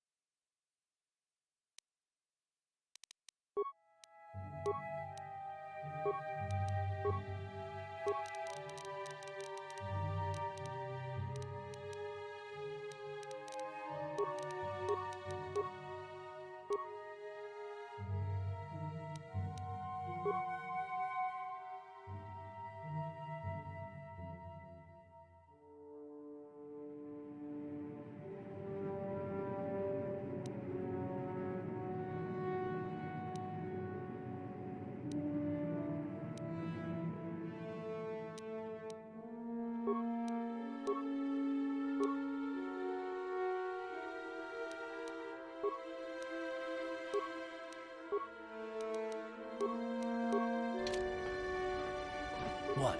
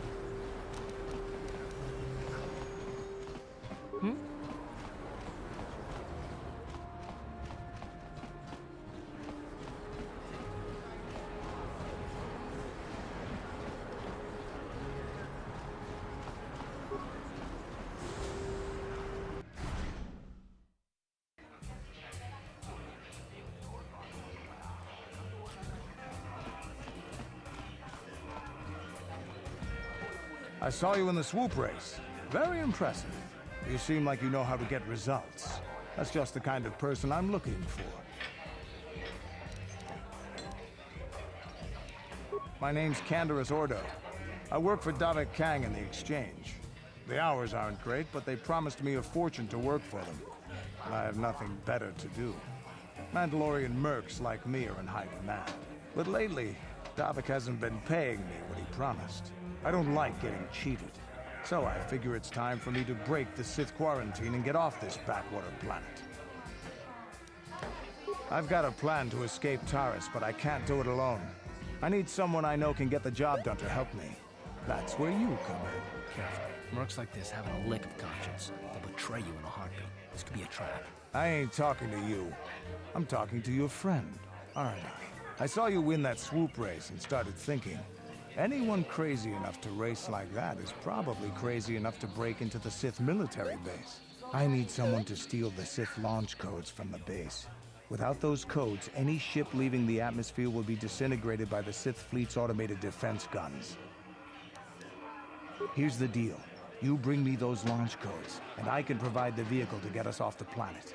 Davik's flagship, the Ebon Hawk.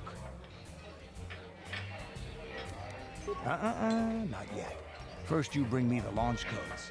Then I'll tell you the rest of my plan. Getting in won't be easy. The Sith base is protected by an encrypted security system. It would take a top-of-the-line astromech droid to slice through it. Lucky for you, I know just the place to get a droid like that. Davik was having one custom built by Janice Nall. Just tell her Canderous sent you and she'll sell you the droid. Then you can use it to get the launch codes from the Sith base.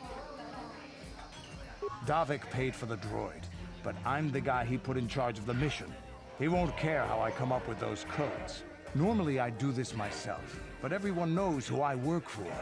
If I broke into the Sith base, they'd send an army down on Davik's estate to get those codes back.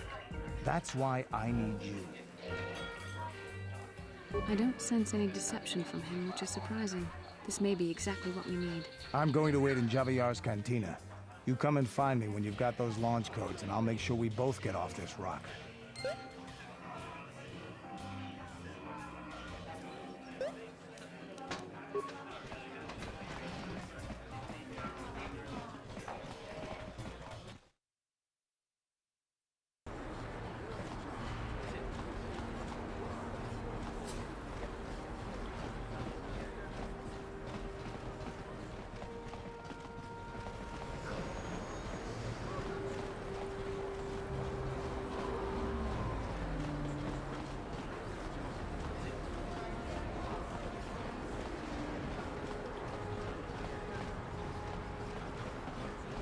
Bastila, I was wondering something. How did those Vulkars manage to capture a famous Jedi like you? Were you knocked out and your escape pod crashed? No, I was conscious. But my force powers were exhausted from using my battle meditation in the battle for the Ender Spire. Without my help, you might have never gotten off the ship alive. Fair enough, but I've seen you Jedi in action. There's no way those thugs could have stood a chance against your lightsaber. My lightsaber was misplaced.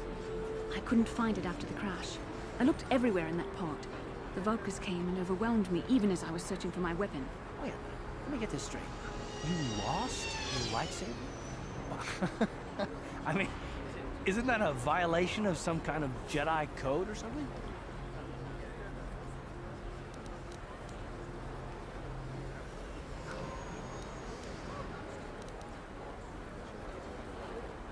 This is no laughing matter. During the crash, my lightsaber must have fallen from my belt and rolled under my seat. The Vulkars probably found it there when they searched the wreckage. Hey, don't get mad. I'm sorry. It's just funny to think of a legendary Jedi losing her lightsaber. Take my advice. This is one detail you might want to keep out of the history texts. I hardly consider myself a legend, Calf. Though I will consider your advice when I relate these events to the Jedi Council. There is no need for them to know every detail of what transpired.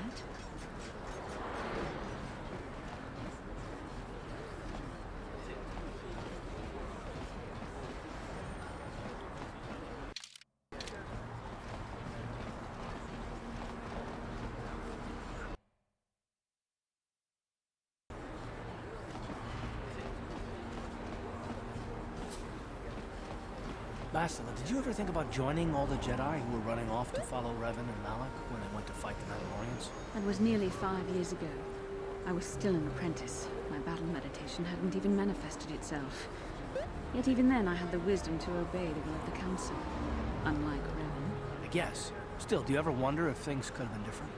Would Revan and Malik still have been corrupted if the Council had supported them instead of dragging its feet? Do not blame Revan's corruption on the Council. Your Republic saw only the threat of the Mandalorians, but the wisdom of the Masters saw beyond the immediate threat.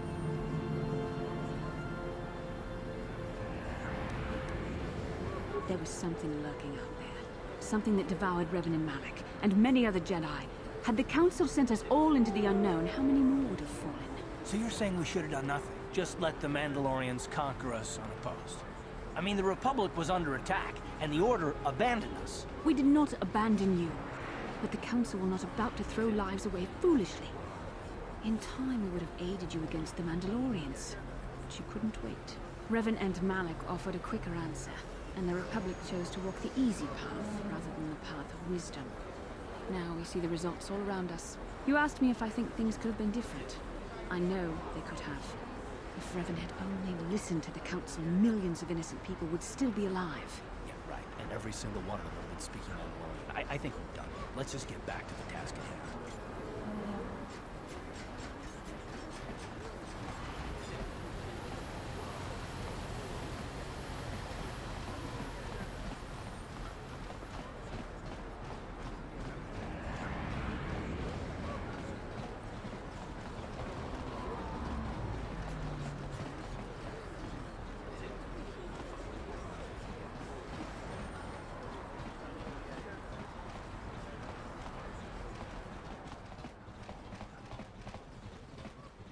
Hachu apanki, jishawa anibong ka sha chona si ichu.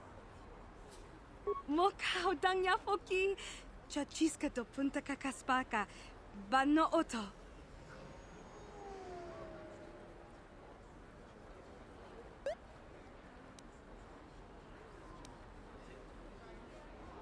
Kipuna, bona na kichu, kin ba mule radwana, dong kin ba no kudnok nek. Kava numpa kumpialia monokata, ranga kun biskin.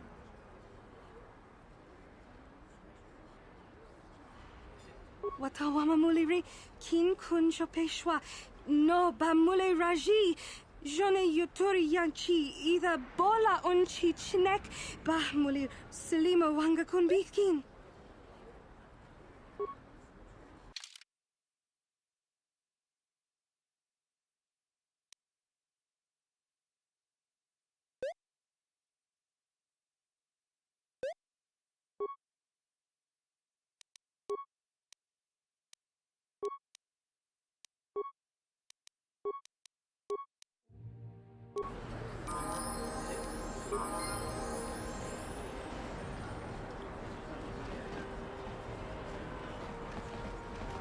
Yes?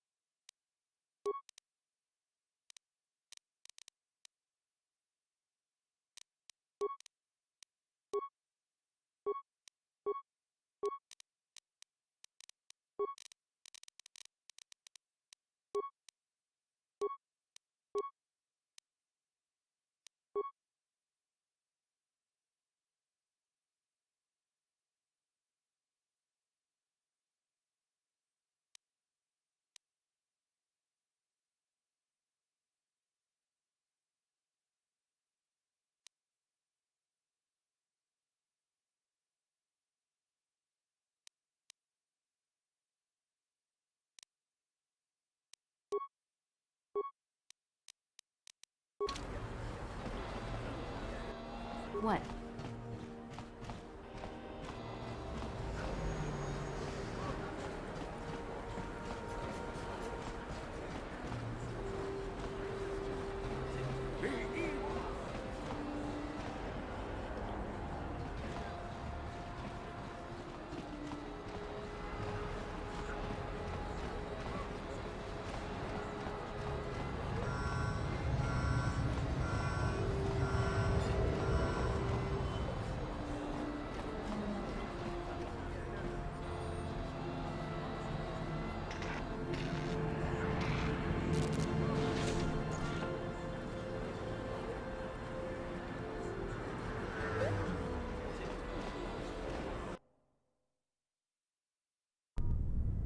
Kavadumpa kapaliamo na pata, bonanakachu. Yin kin kun no ba mule rachi kun, tong na bun shanuyang. Kipuna na bon sha, kakin cha na kwat na bon kon. Kin kun shi kakachin awana wamata. Nishi la chorga kin kun para mona reji. Chingpala niska mule tun rata tigin podranko. Desarcha doma wana kondatama. Bona na kachu. Kicha badwang. Wanga kum kiba bu mule ra. Kakin chak nawagawa bakon. Donk kiba nukunek. Tanga boksha unak nong.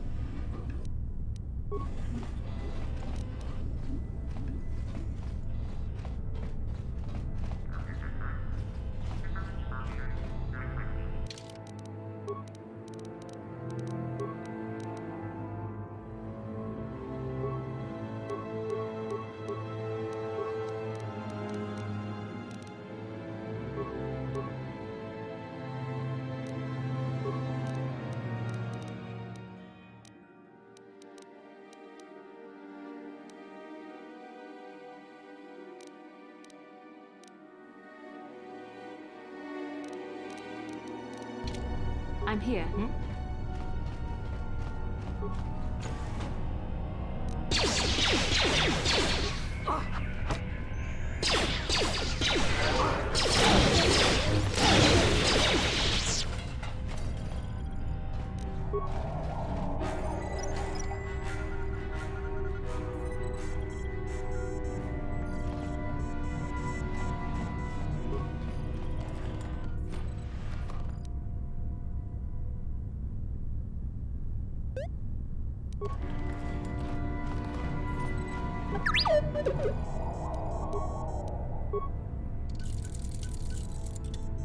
Yes, I'm here.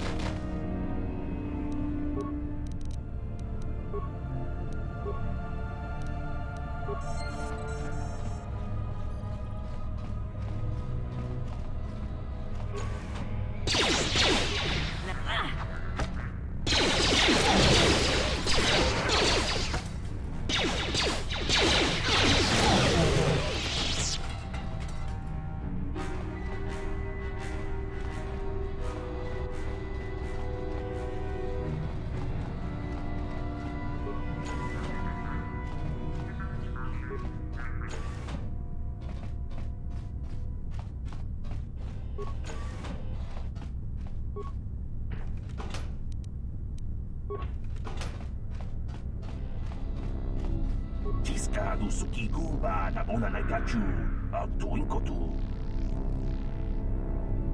Na boda ni win kisma toma. Wana kumpes chimpa marulira. Tokchi.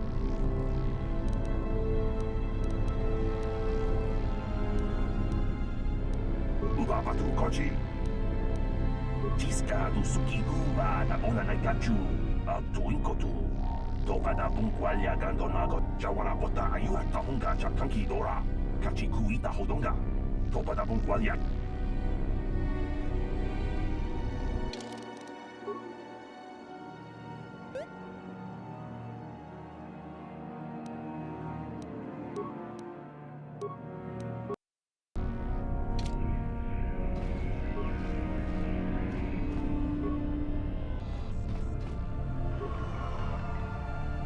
Jawana bota ayu at tahunga chakanki dora.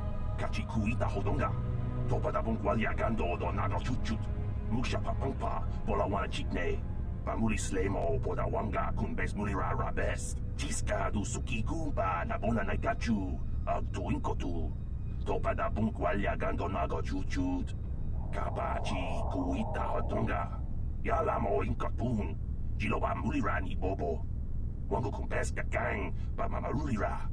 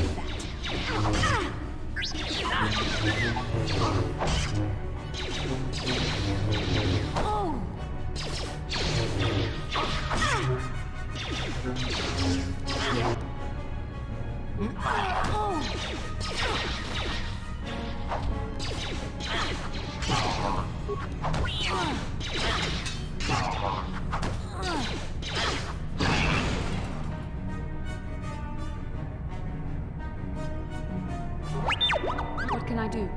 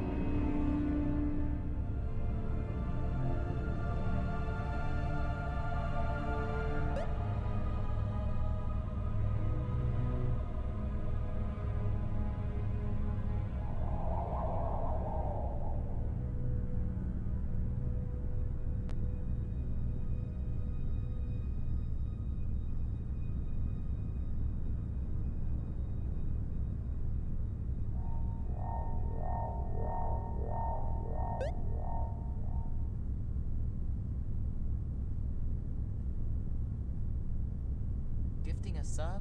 That's sweet. Rebu gifted a Tier 1 sub to Joe's Firex. They have given 76 gift subs in the channel. What can I do? What?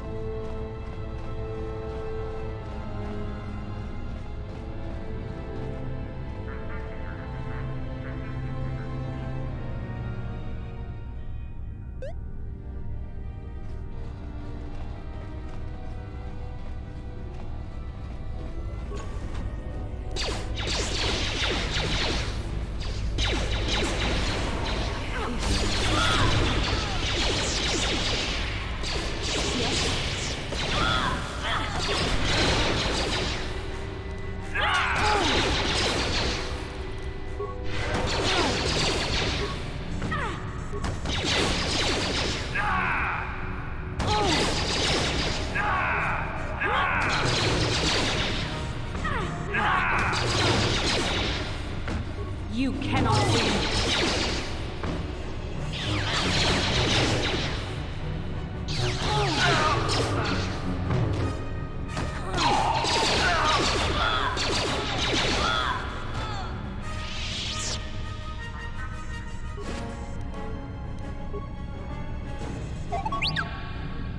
Yes?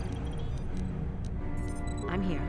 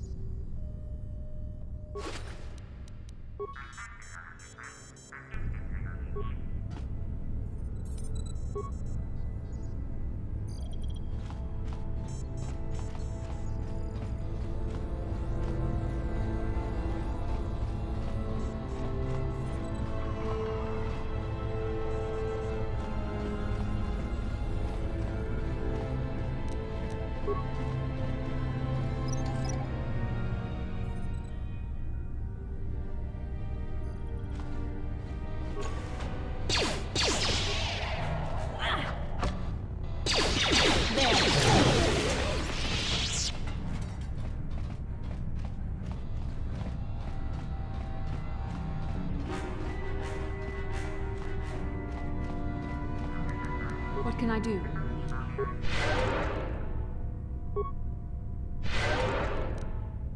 I'm here.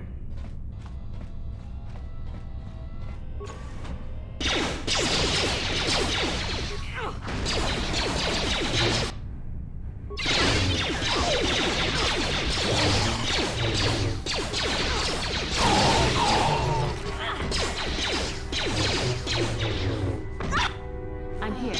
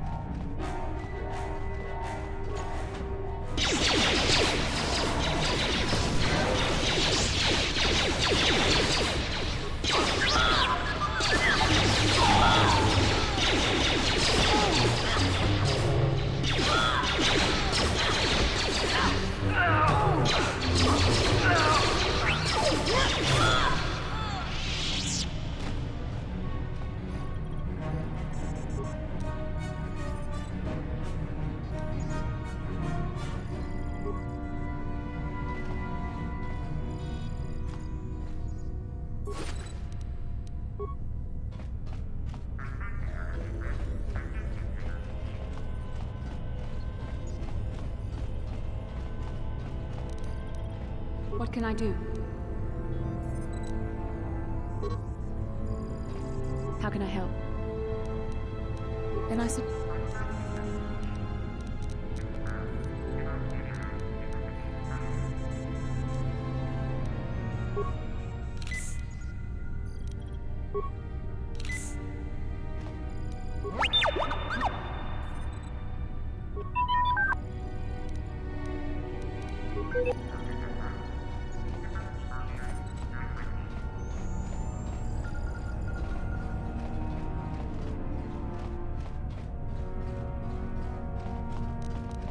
On it. Damn!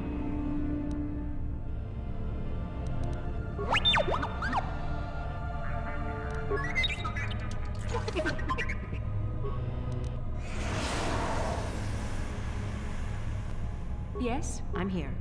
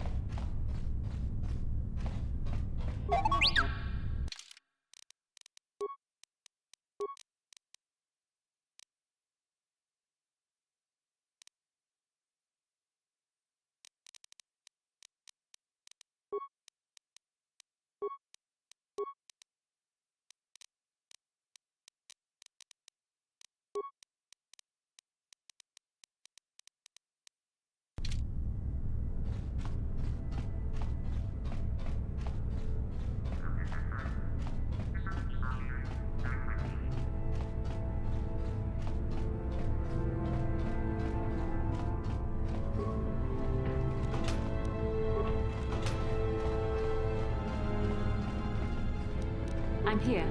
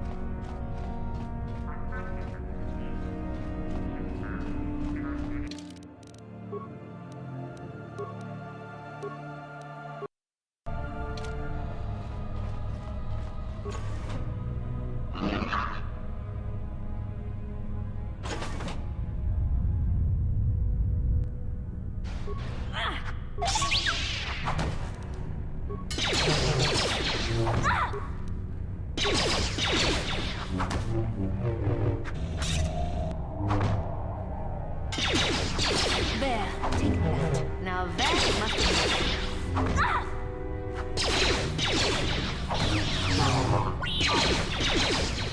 Yes?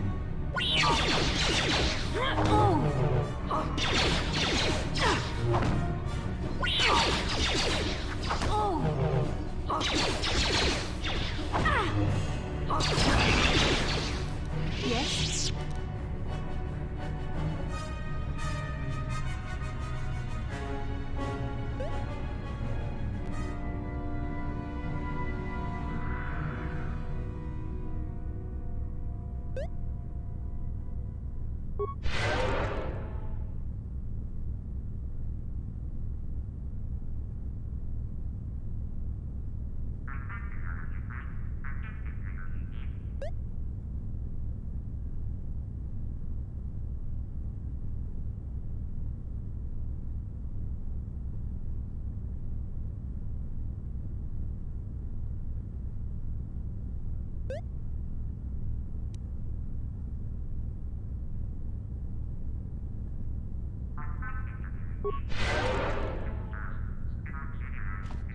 I'm here.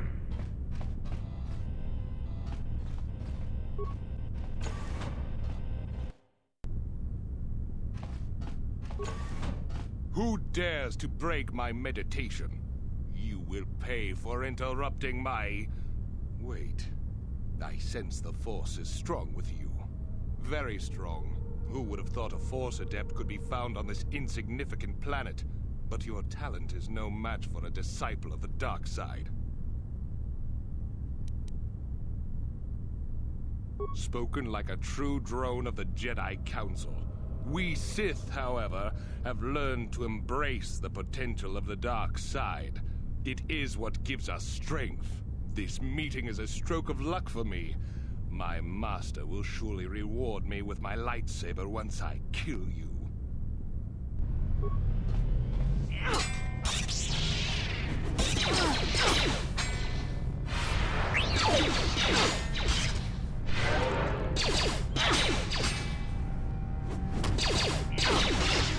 So be it.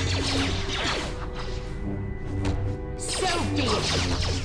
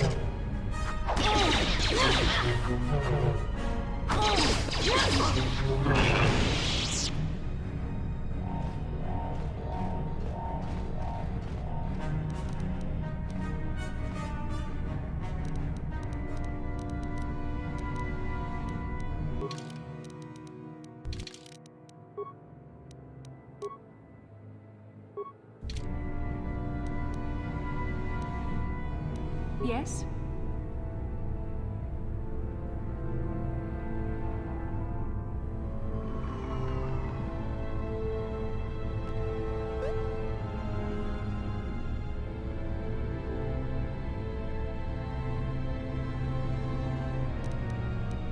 How can I help? Then I... Yes?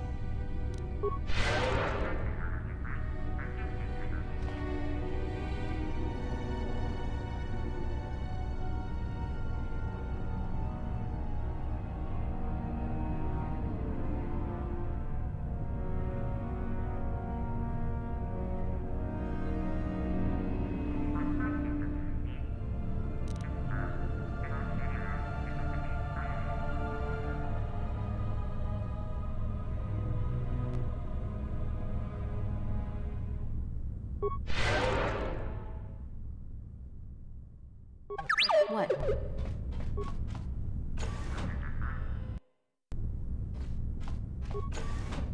Who did... Who?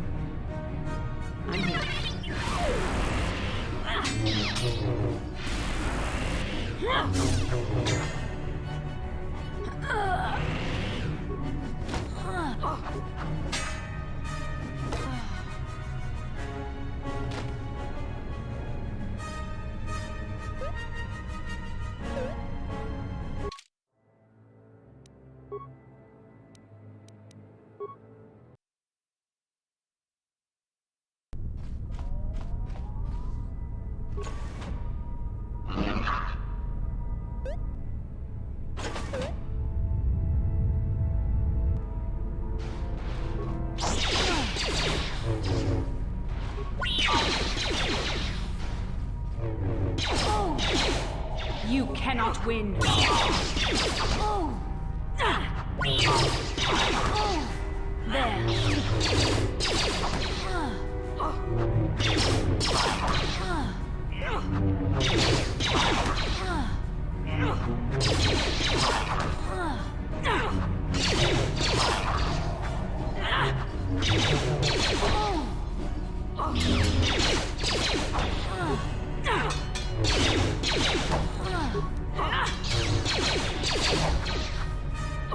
I'm here.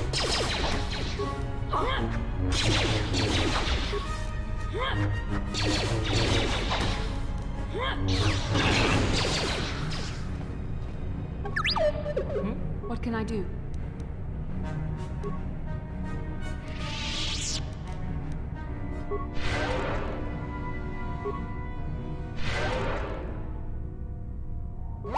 I'm here.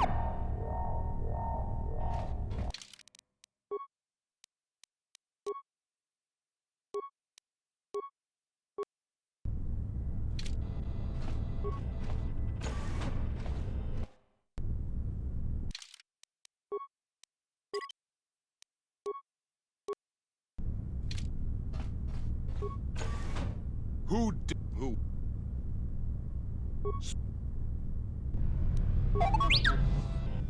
You shall fall.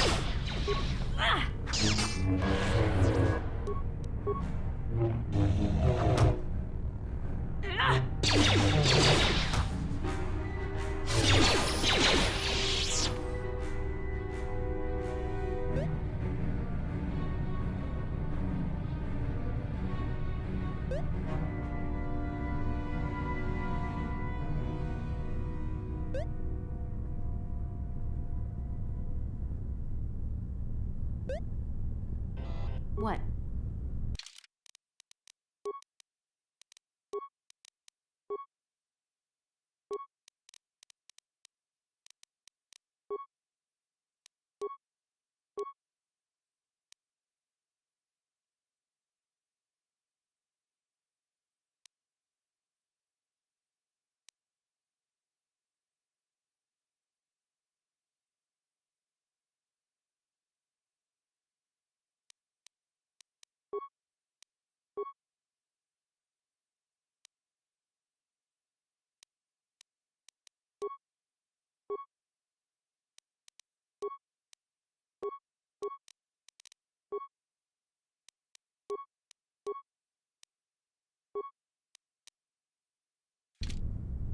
What?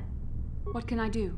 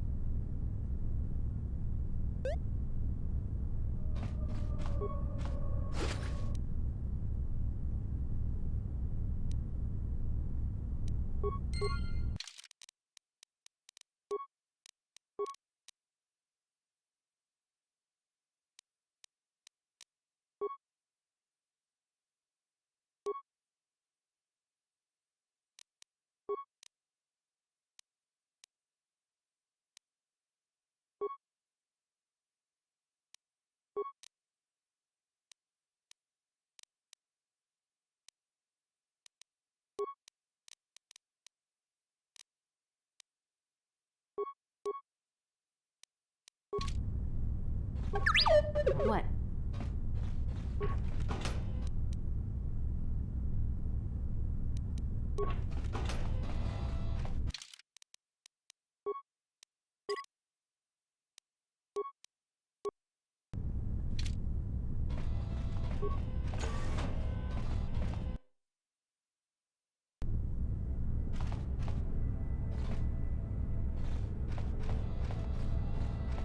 I'm here.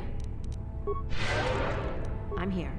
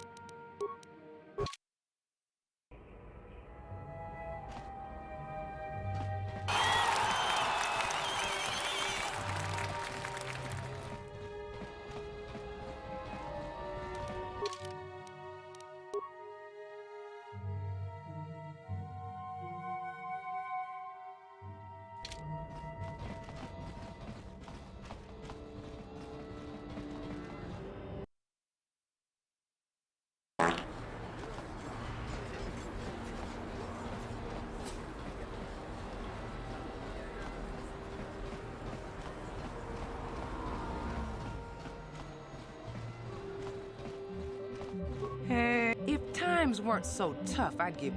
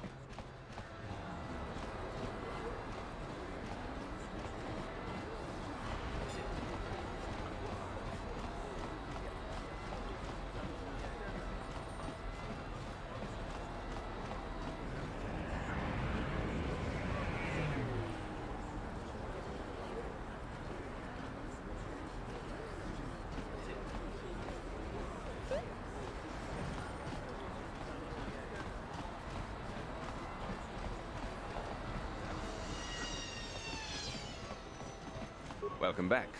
Are you in need? You have the serum? Impossible. How did you get this? No, wait. I don't really want to know. Can I see it? The serum, I mean? I need to see if there is enough for me to analyze it so I can start producing it in mass quantities. Let me see. Yes, this is it. A cure for the rat ghoul disease. With this sample, I can make enough serum for everyone. The people of Terrace owe you a debt they can never repay. Please, take this small reward. It isn't much, but it's all I could afford. A few credits and 2 spare med packs. I appreciate everything you've done. There are many who would have sold the serum to the crime lord Davik for a much higher sum. Now, is there anything else I can do for you?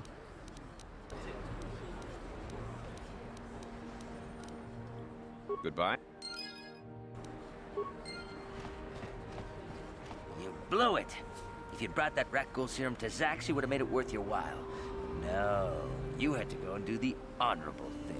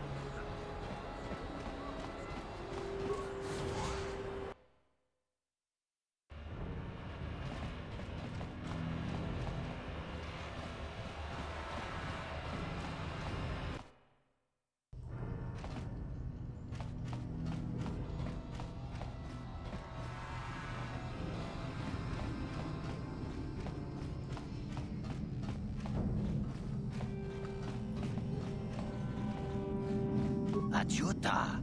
Wonga kun pistol piking kunyana. Tong patogas magdelia.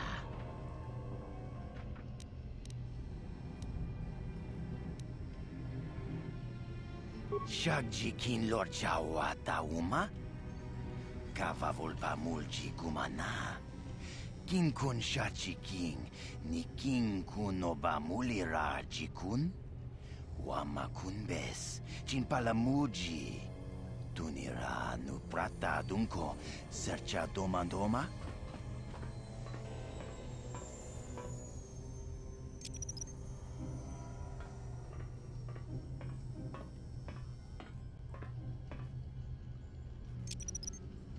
Tuni pudu. Rana nu prata dunkno sercha ichua penki.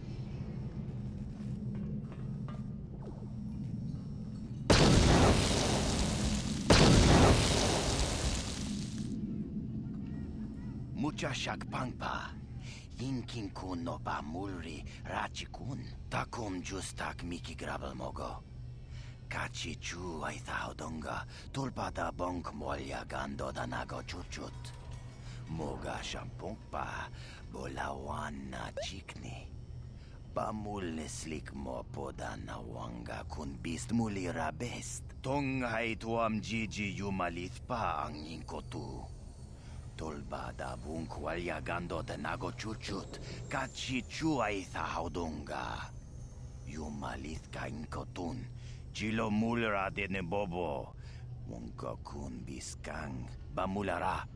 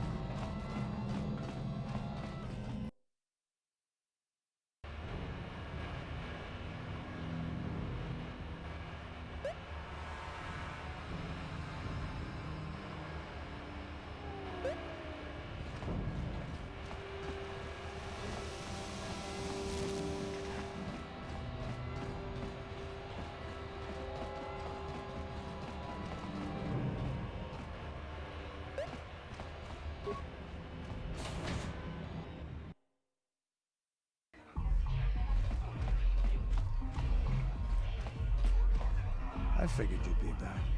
Neither of us is getting off this planet unless we work together. Now, I know the Sith military base had a break-in. And I know it was you. I know you've got those departure codes I need. So what do you say? We join forces, and I can get you inside Davik's base, and right to the Ebon Hawk. We can go right now. Fair enough, but don't take too long. As soon as you're ready to get inside Davik's estate, come speak to me. The sooner we get off this rock, the better.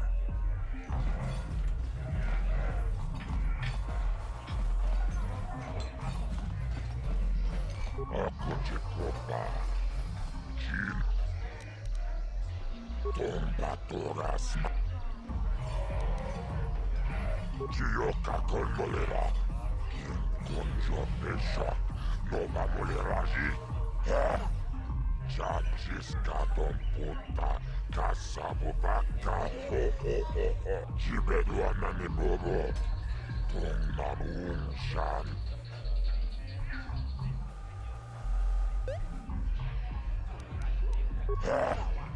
Chachiscaton puta casabubaka Mochao donga ya fulki Kachichon ay thaudunga Taukum justak mike grabil mogo Tulpada vukwaya gando danaga chuchut Moga shampumpa boyawana chikni Bamul slimo podana wanga kumbis mulira best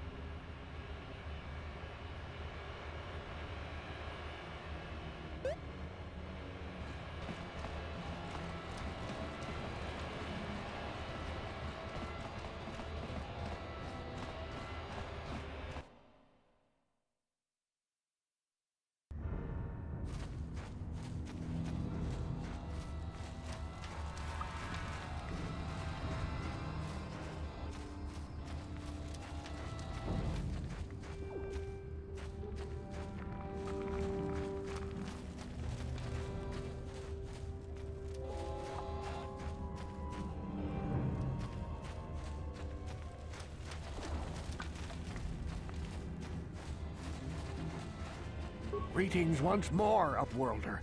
Do you bring news of my apprentice? Have you discovered her fate and proved yourself to be a true savior of my people?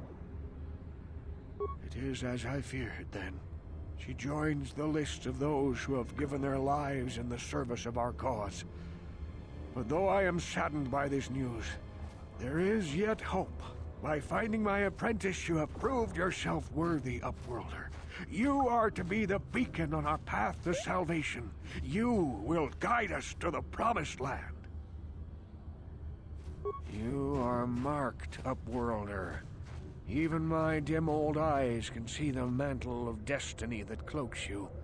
Perhaps old Rukil knows you better than you know yourself. I am old. I have lived 100 years in the Undercity, cast down into the darkness.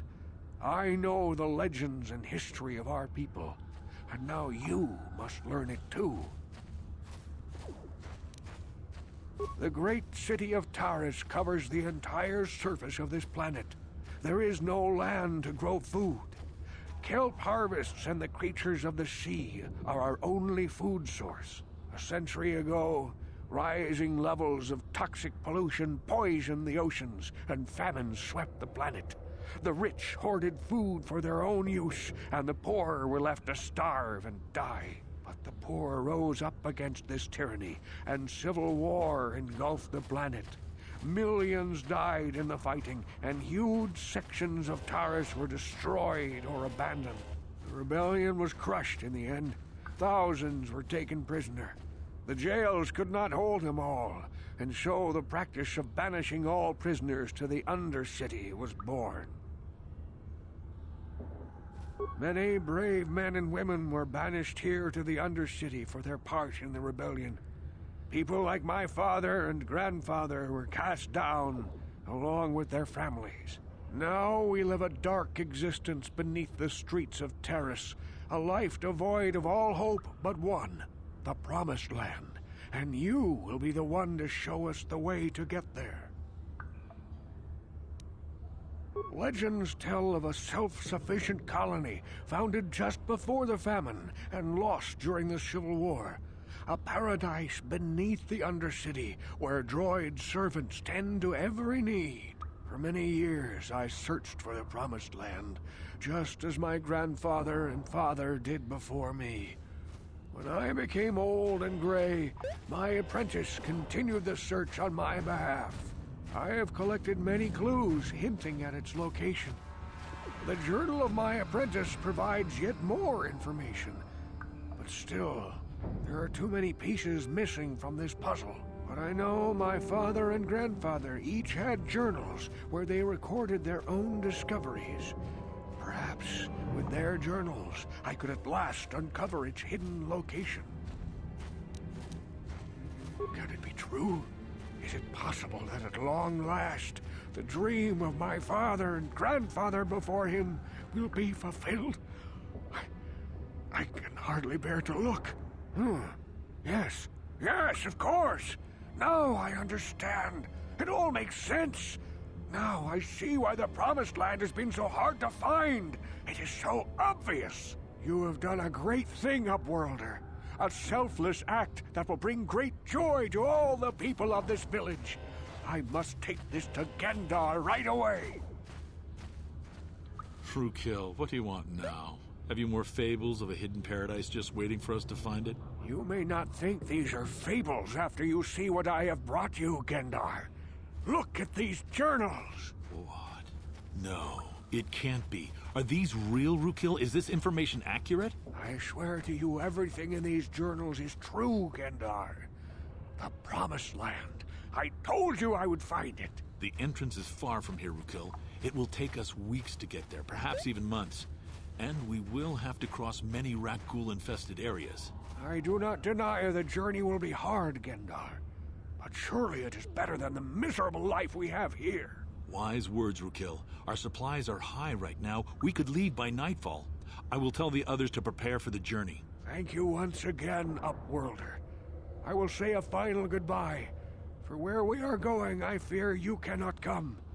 The journey to the Promised Land is long and arduous. We must part ways here, Upworlder. I sense your destiny is yet to be chosen, but the destiny of my people is at the end of the long journey ahead of us.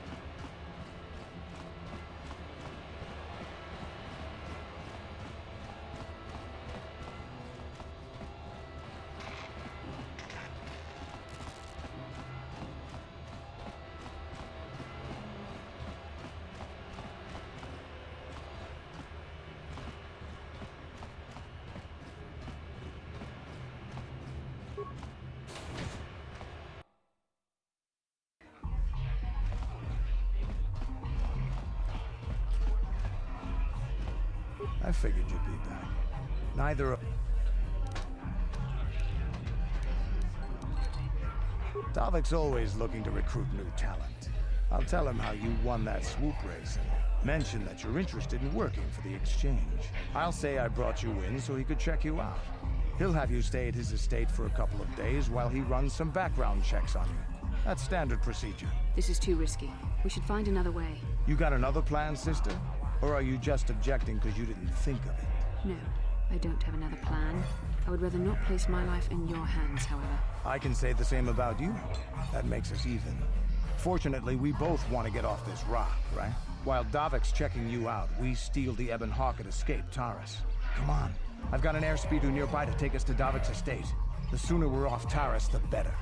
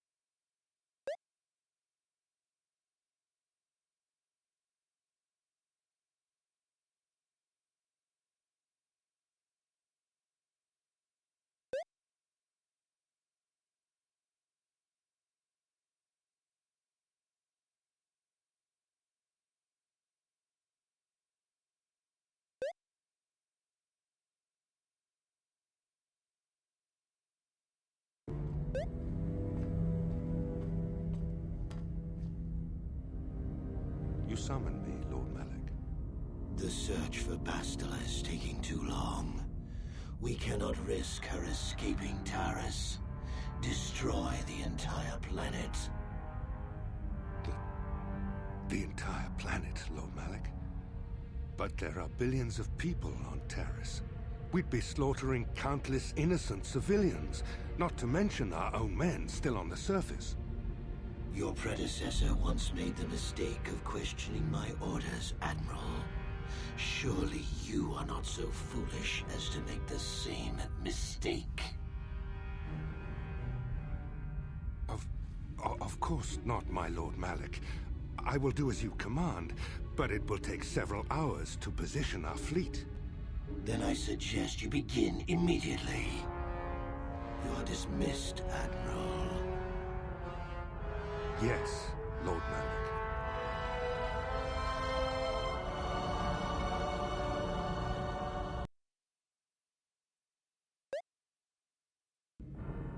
So, Canderous, I see you've brought someone with you. Most intriguing, if I do say so myself. You usually travel alone. It's not like you to take on partners, Canderous. You're getting soft. Watch yourself, Callow. You may be the newest Cath Hound in the pack, but you aren't top dog yet. Enough! I won't have my top two men killing each other. That's not good business. I'm sure Canderous has an explanation as to why he's not working solo anymore. This is a special case, Davik. I ran into someone the Exchange might want to recruit. You may have heard something of their exploits already. Ah, yes. Now I recognize your companion. The rider who won the big swoop race. Very impressive, as was your display in the rather heated battle afterwards. You know, Canderous was right. The Exchange is always looking for new talent. You could have a bright future with our organization. With the recommendation from Canderous and a thorough background check, you could become part of the Exchange. Many would kill to prove themselves worthy of this honor. Come with me. I will give you a tour of my operations. I'm certain you'll be most impressed. Ah, there she is. The Ebonhawk, my pride and joy, the fastest ship in the Outer Rim. Note the state-of-the-art security system I've had installed to protect her. The shields are completely impregnable. Nobody can get past them without the codes to try and steal my baby. Unfortunately, the Sith military blockade has grounded my vessel. The Ebonhawk can outrun any vessel in the galaxy. But even she isn't fast enough to avoid the auto-targeting laser cannons of the orbiting Sith fleet. I am, of course, working on acquiring the Sith departure codes so that I may come and go as I please. However, progress has been slow. But we should continue our tour.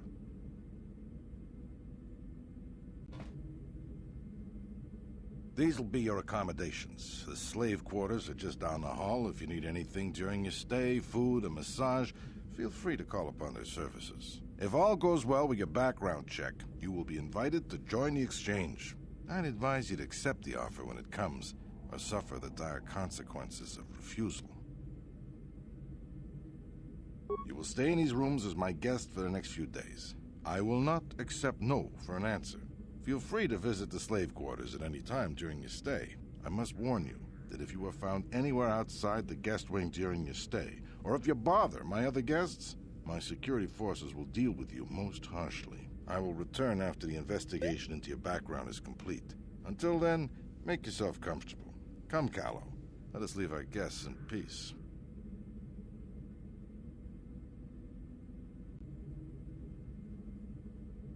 Okay, we're inside. Now all we have to do is figure out a way to get past the Ebonhawk security system, and we can get the rest of your group off this planet. No sense waiting around here, though. The sooner we get off Taris, the better.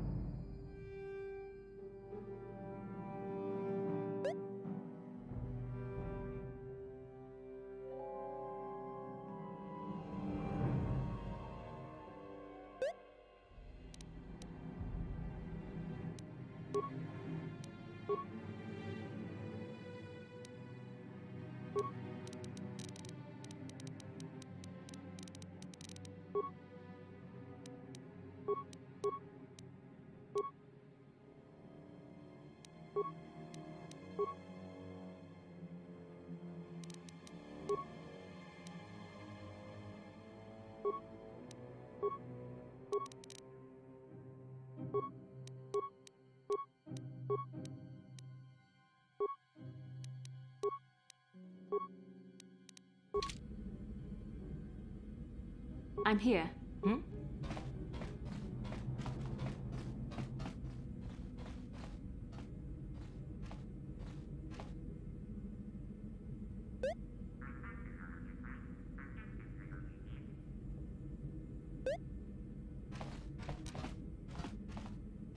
On it. Hey! What's the idea, Pudu, Tunirama na praka donko searcha chupapanki. Hey, baby, wait! I wasn't actually going... Damn it! Okay, great. You just scared off my date for the night. So you better explain yourself before I lose my temper and call the guards. No way. You're not getting out of this mess that easy. You can explain yourself to the guards if you live long enough for them to question you.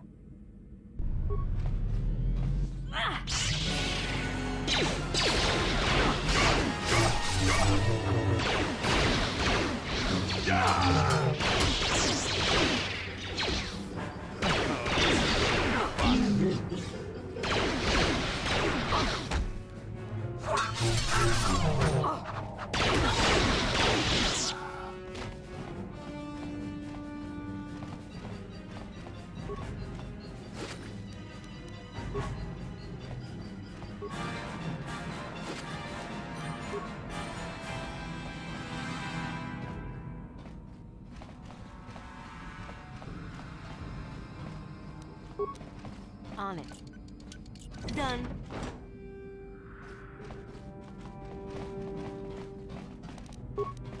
On it. Done. On it. Done.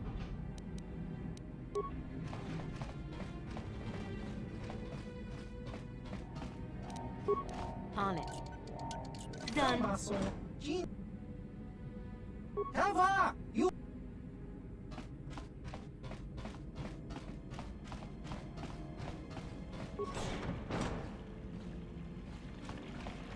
Welcome to the slave quarters, fair mistress. I mean no disrespect, but perhaps one of the male slaves could serve your needs better. Welcome to the slave quarters, fair mistress.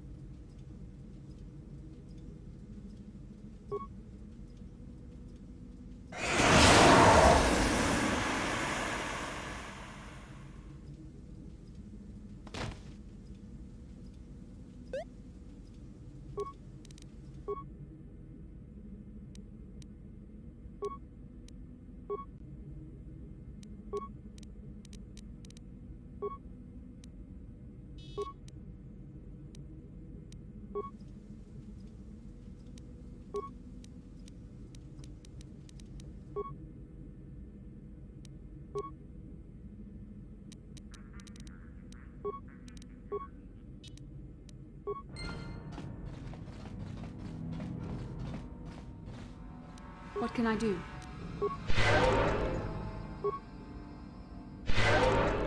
What?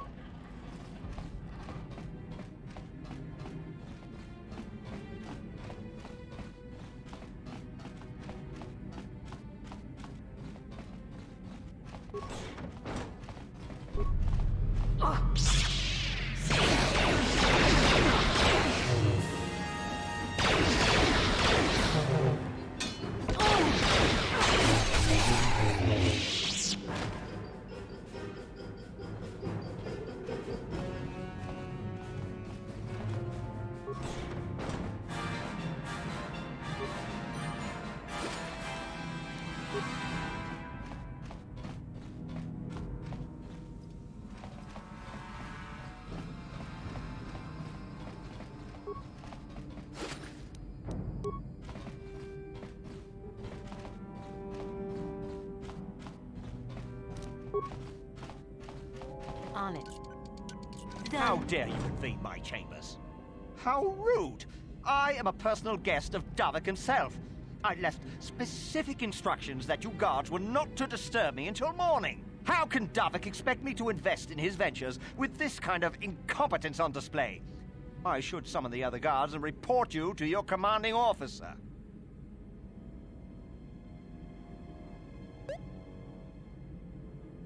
Well, I suppose I can forgive the intrusion in this case.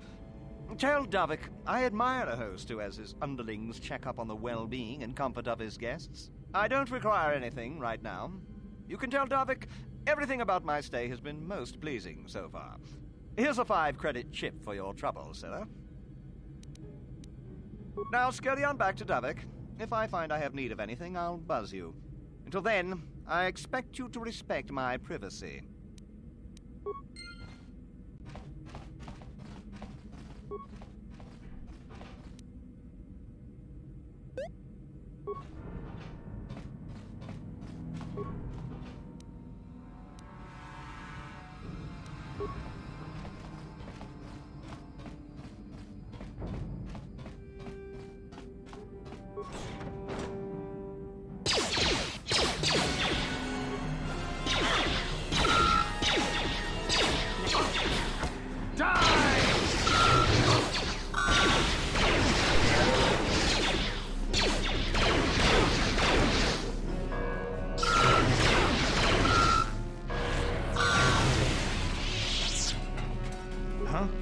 I'm here.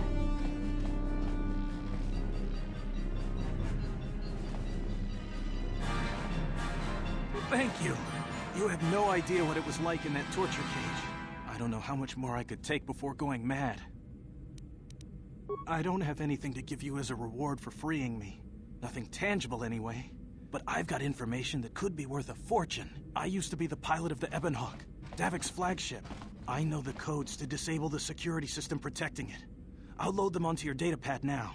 You can use those codes to steal the Ebonhawk right out of its hangar. Sell it to the highest bidder, ransom it back to Davik. Whatever you do, you'll make thousands. It won't be long until Davik figures out I'm free. I have to get out of this base before that happens. We've got what we came for. We should get going.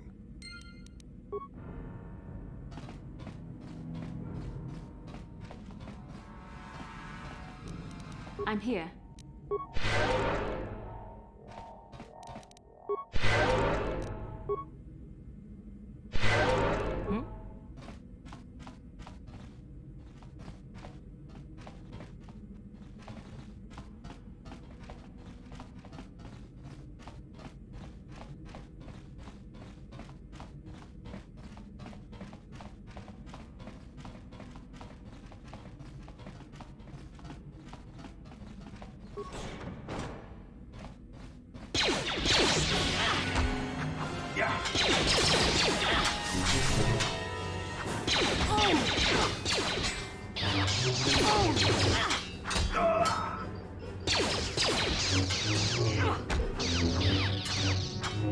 Let's make this quick.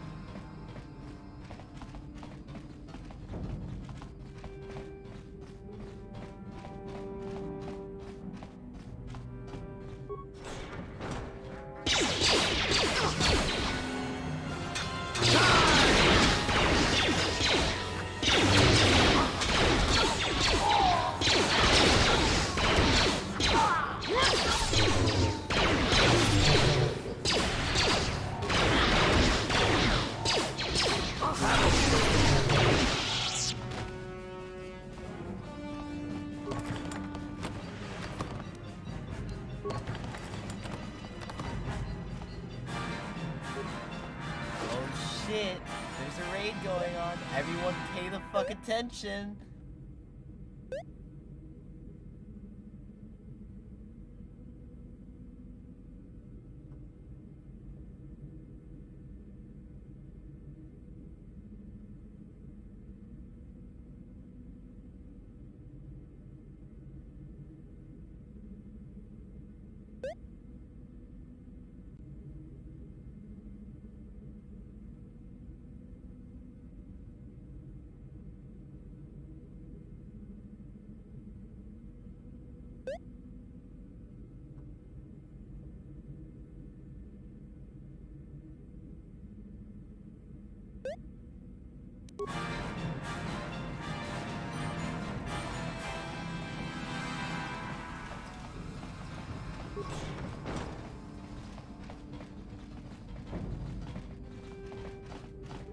So, Bastila, I heard a rumor that the Vulkars captured you without much of a struggle.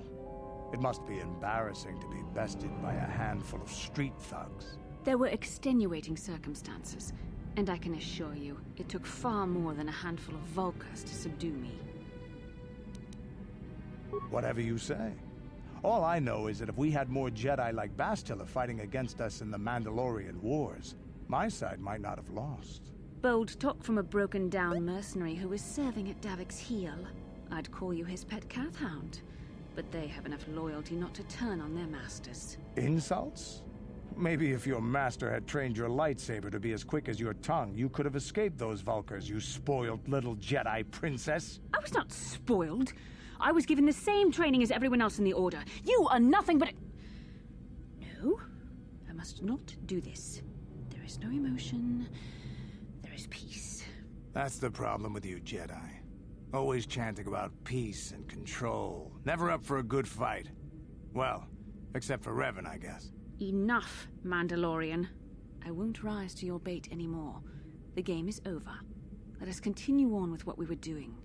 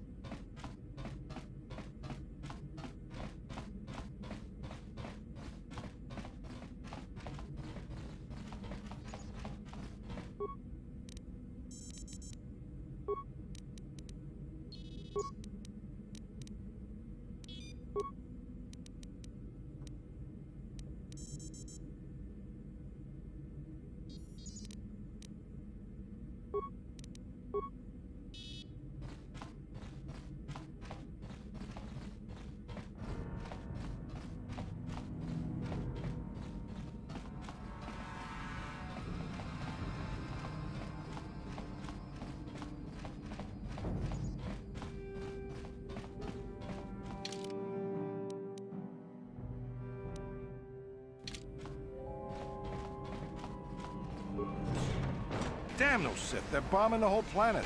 I knew they'd turn on us sooner or... Oh, look what we got here. Thieves in a hangar. So, you figured you'd just steal my ship for your getaway and leave me high and dry while the Sith turn the planet into dust? Sorry, but that ain't gonna happen. I'll take care of them, Davik. I've been looking forward to this for a long time. Make it quick, Carlo. The Sith mean business. If we don't get to our ships and find somewhere safe, the bombs they're dropping will kill us all.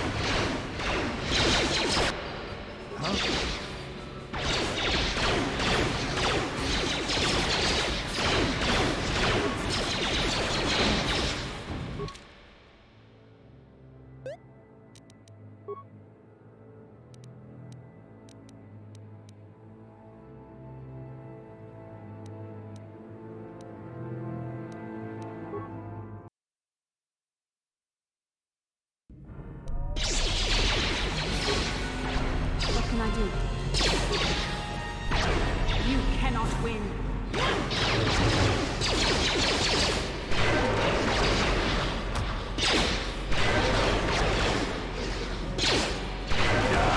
have me outnumbered and outgunned.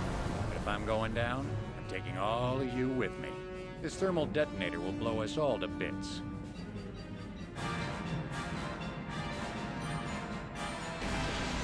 Damn those shit! I'll bring this whole hangar down around our ears.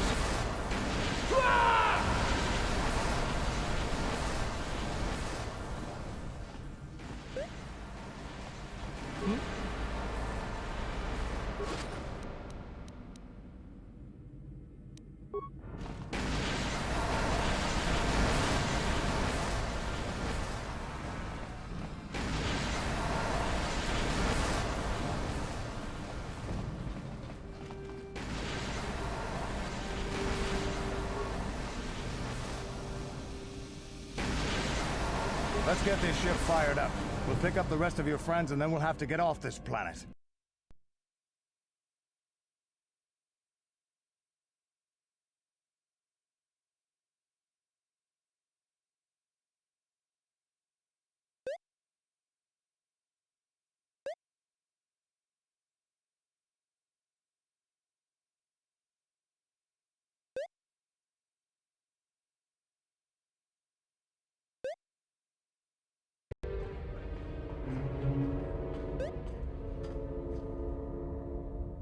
Taris is defenseless against our assault, Lord Malak.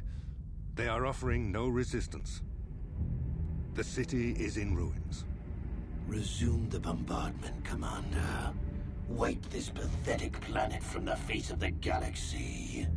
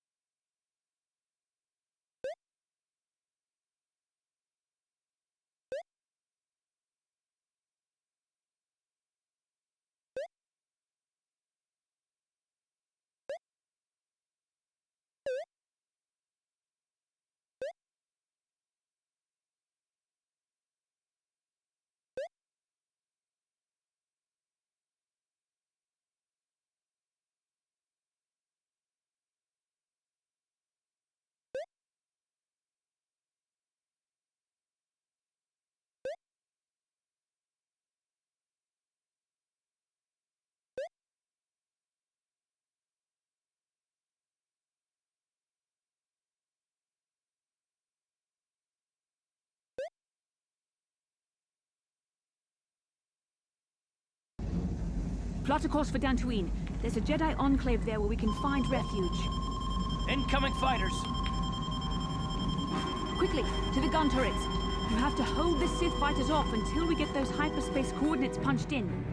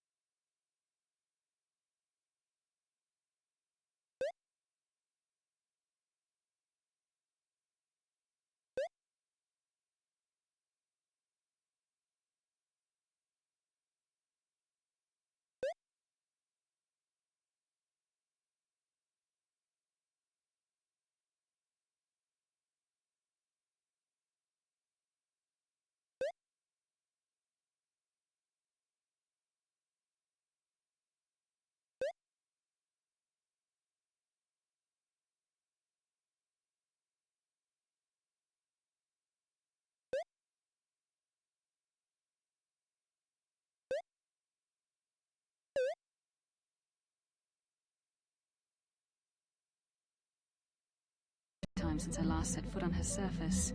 Though in truth, it's only been a few months. We should be safe from Malak here. For now, at least. Safe?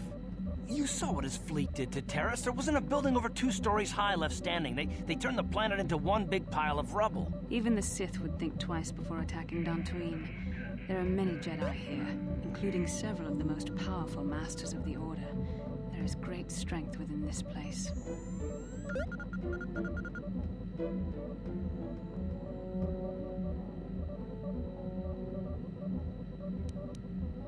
We can get supplies here and recuperate. The Academy is a place of mental and spiritual healing. Something we could all use after what we've been through. Maybe you're right. It isn't easy to witness the annihilation of an entire planet. I know Mission must be taking it pretty hard. She will find a way to come to terms with her grief. She's stronger than she appears. We just need to give her time. Now I must go speak with the Council. I need their advice on recent developments. After I've met with them, I will meet you outside the ship. I've spoken briefly with the Council. They request an audience with you. We should go at once. An audience with the Jedi Council? It's pretty unusual for someone who isn't even a Jedi. What's this about, Bastila? I'm sorry, Carth, but I cannot tell you. All I ask is that you trust in the Force and the wisdom of the Council. Well, I don't like being left out of the loop, but I'm not looking to get you in any trouble with the Jedi Masters. We'll do things your way for a while. Come, they're expecting us. I will lead you to the Council chambers.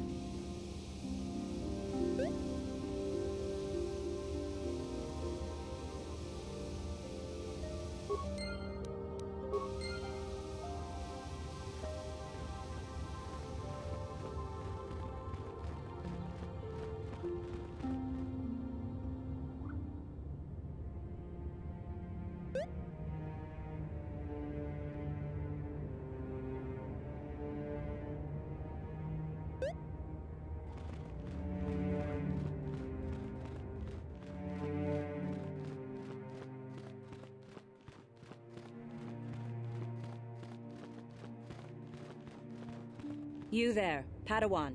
Why are you not wearing the customary robes of the Jedi? Do you mock the honor traditions of our order?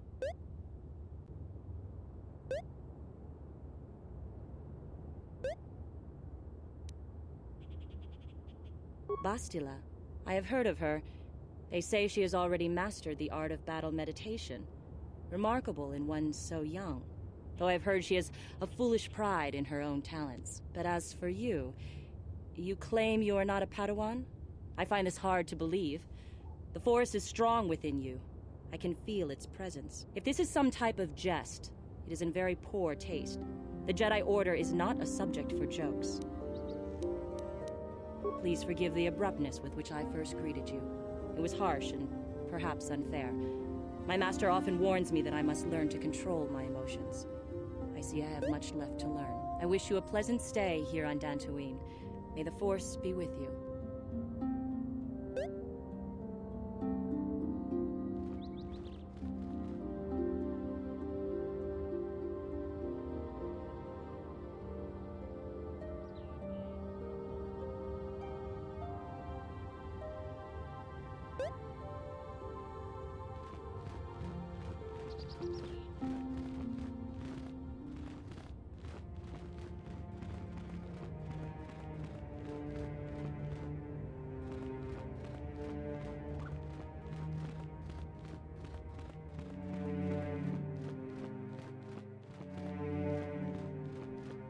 Ah, so you are the one who rescued Bastila.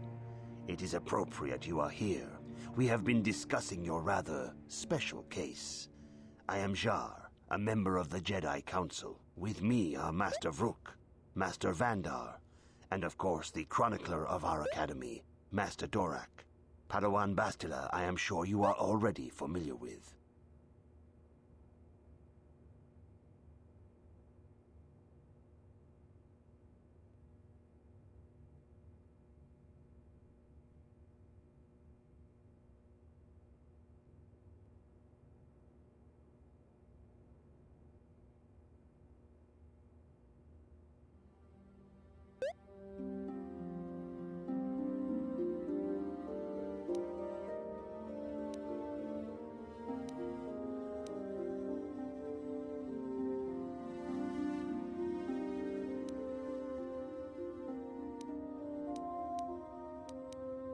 Yes, the High Council of the Jedi Order is on Coruscant, but we are the council in charge of the training facility here on Dantooine. Bastila tells us you are strong in the Force. We are considering you for Jedi training.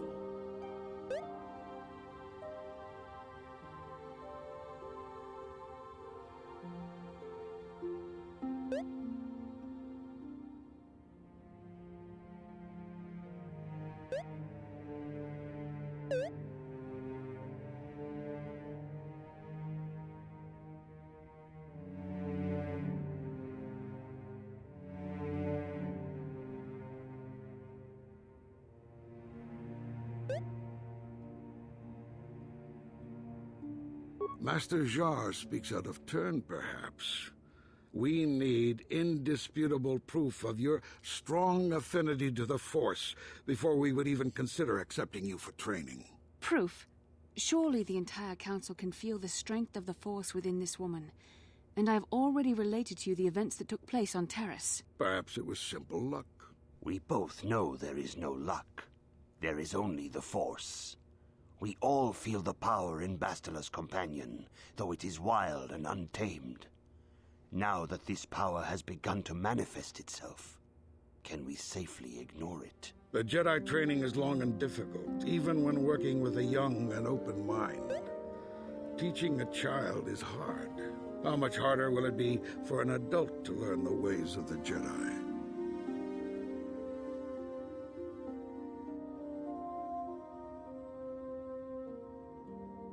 Traditionally, the Jedi do not accept adults for training, though there are rare exceptions in the history of our order.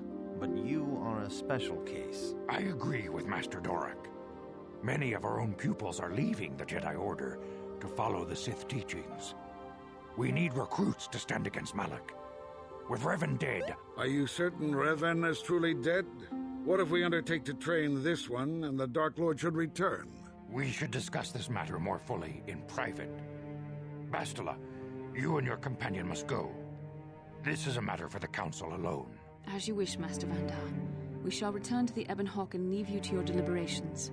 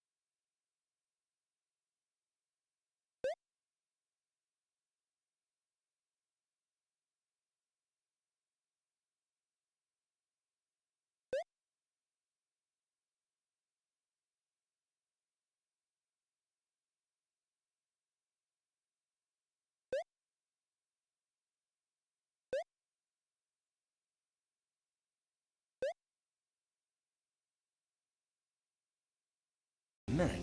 First Bastila comes out looking like she saw a ghost, and now you. Well, Bastila did mention that you should go to the council chambers before she left. It's no doubt urgent, so you shouldn't keep them waiting.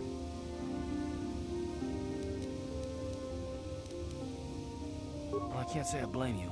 I haven't exactly been sleeping well myself. Here, I thought things would get better once we escaped Terrace. No, she didn't. She didn't seem well, as I recall, and for that matter, neither do you. Are you all right? You got it. Oh shit, there's a raid going on. Everyone pay the fuck attention.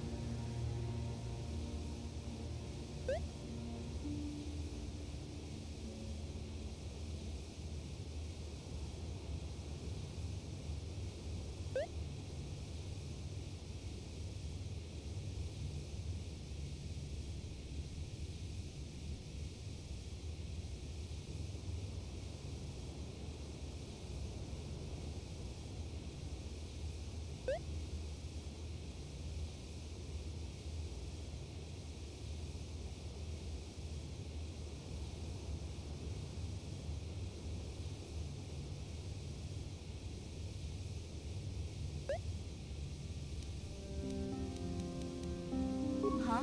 Oh, sorry. I was thinking about Terrace. I still can't believe it's gone. I mean, I grew up there and now it's just gone. Yeah, I know.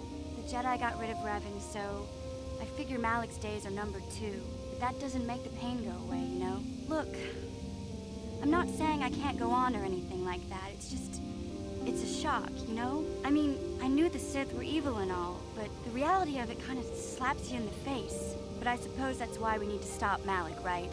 The more time I spend dwelling on Terrace, the more chance some other planet will get wiped out. I guess that's what it comes down to. So don't worry about me. I'll be okay. And if you need my help against Malik or the Sith, I'll be there for you.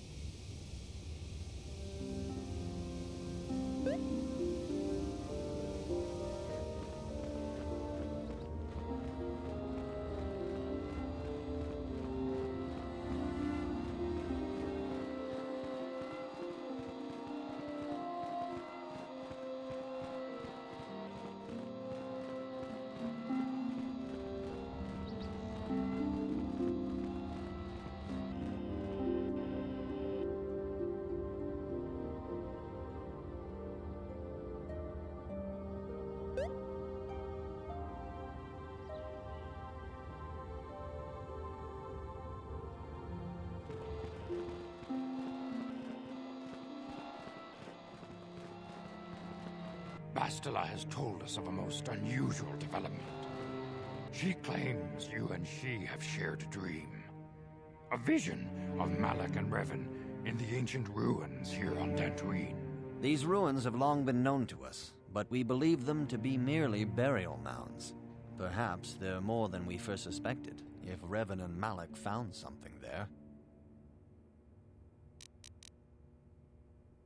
Bastila has described this shared dream to the Council in great detail. We feel it is more than a dream. It is a vision. The Force is acting through you, as it acts through Bastila. You and Bastila share a powerful connection to the Force, and each other. This is not unheard of. Connections often form between master and student, but rarely does a bond develop so quickly. Whatever dangers may lie ahead, we cannot ignore the destiny that has brought you and Bastila here to us, together.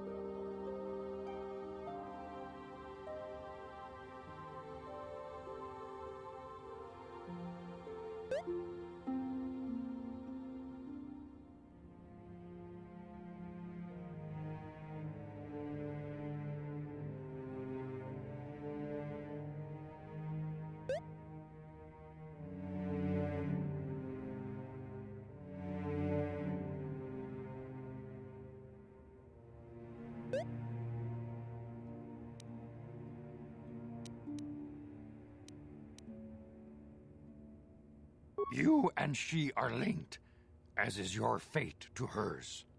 Together, you two may be able to stop Darth Malak and the Sith. But do not let your head be filled with visions of glory and power. Such thoughts are the path to the dark side. The way of the light is long and difficult, as you must learn. Are you ready for such hardship?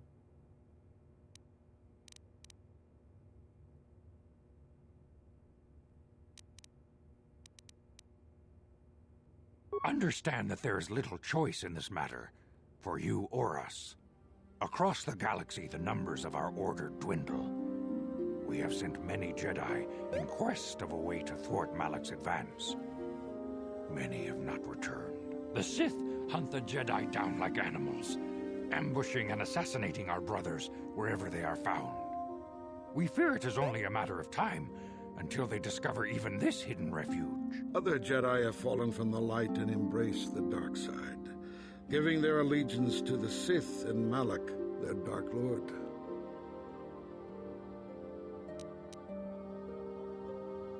The lure of the dark side is not easy to resist.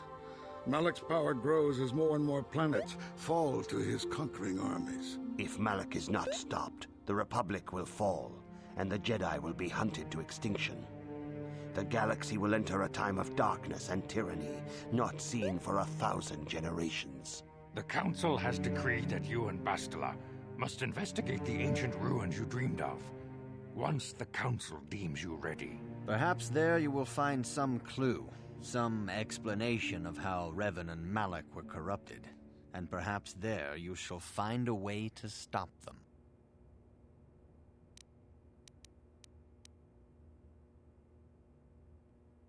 The Force flows through you like no student we have ever seen. But you're willful and headstrong, a dangerous combination. Before we send you to investigate the ruins, you must be trained in the ways of the Jedi, so that you can resist the darkness within yourself, within all of us. Otherwise, you are doomed to fail.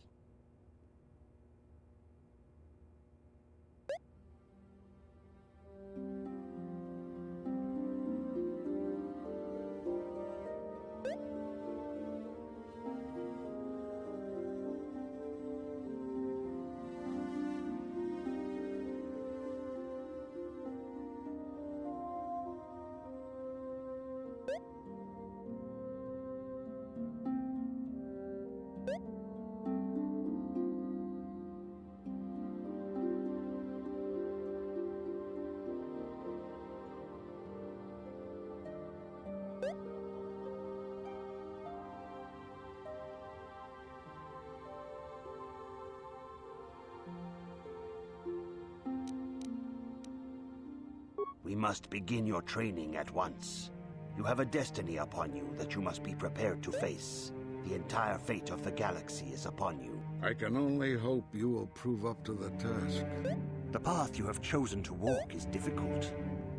Intensive training will prepare you physically for the demands of the Order. Meditation will teach you to channel the power of the Force. To truly understand the way of the Jedi, you must open your mind to knowledge. Seek wisdom in the teachings of the great masters of our Order. A Jedi is never alone. Others in the Order will always stand by you. You and Bastila share a special bond.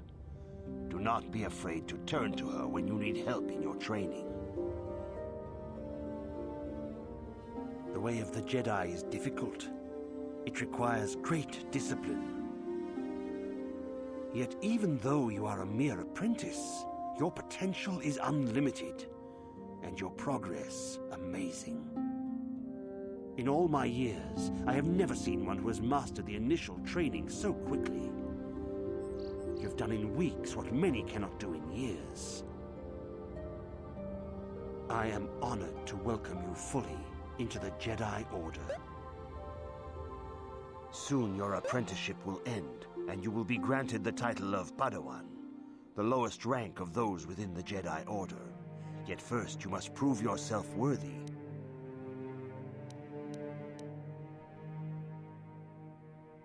In the traditions and customs of our order, as handed down from master to pupil for 1,000 generations, you must successfully complete 3 tests before you earn your place among the Jedi.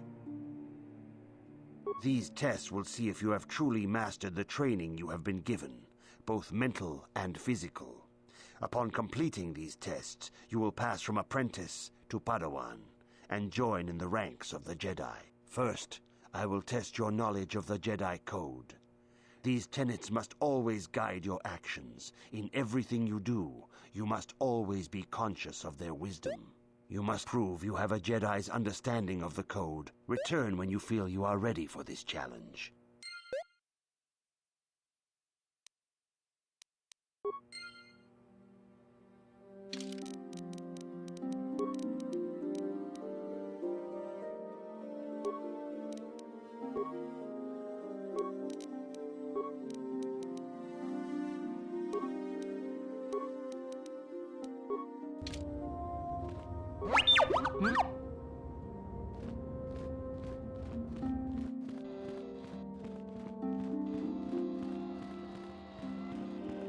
I see you insist on wandering the halls of our enclave.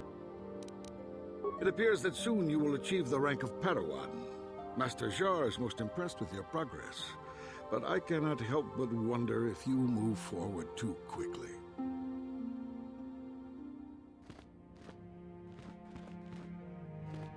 Good evening, apprentice. I trust your training goes well. All Jedi must know the Code.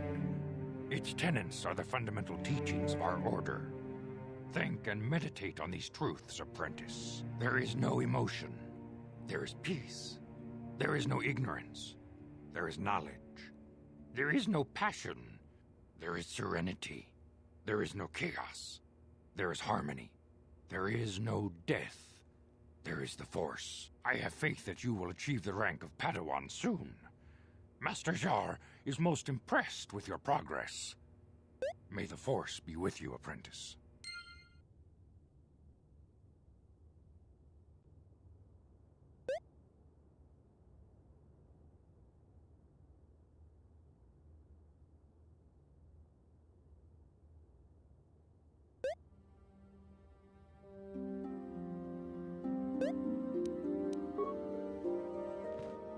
Greetings, young apprentice.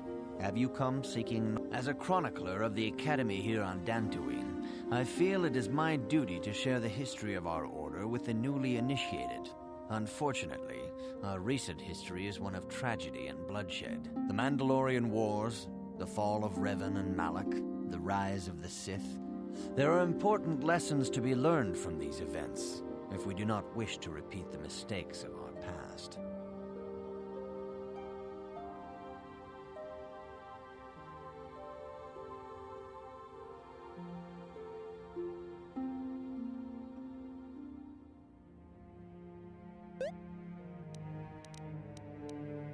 Of course, I could not tell you the entire history of our order.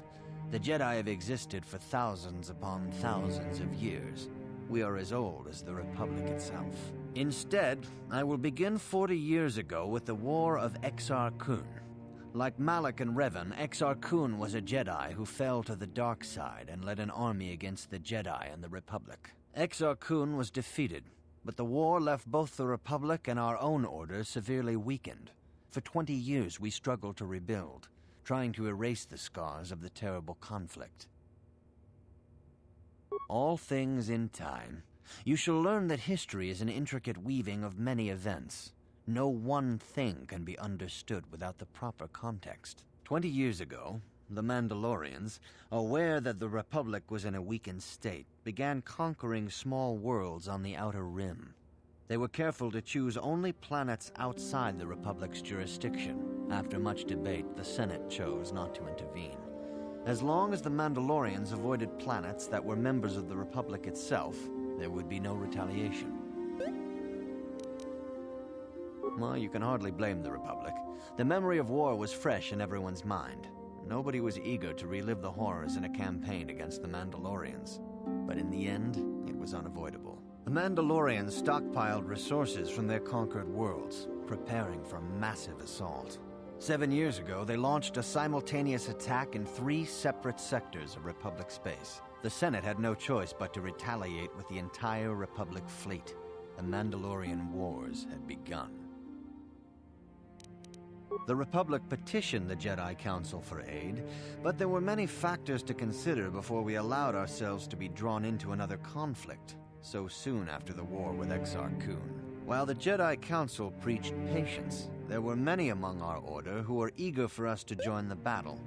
2 young knights in particular demanded immediate action, Revan and Malak. They rallied many of the Jedi to their cause, and against the wishes of their masters, joined the Republic fleet battling the Mandalorians. Revan was a brilliant military leader, and the Republic fleet began to win victory after victory.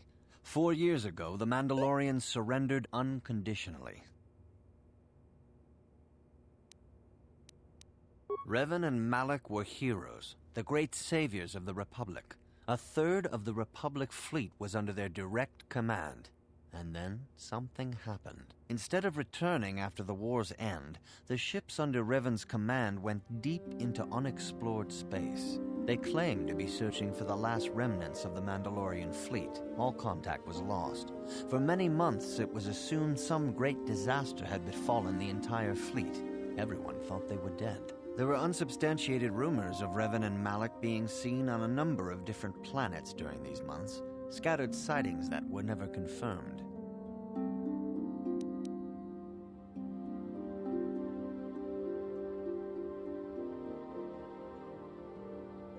Perhaps they simply went far beyond the edges of Republic space. Maybe they found previously undiscovered hyperspace routes to the ends of the galaxy. Nobody knows for certain. 3 years ago, Revan and Malak returned at the head of a massive invasion fleet. Revan had assumed the title of Sith Lord. The hero had become a conqueror.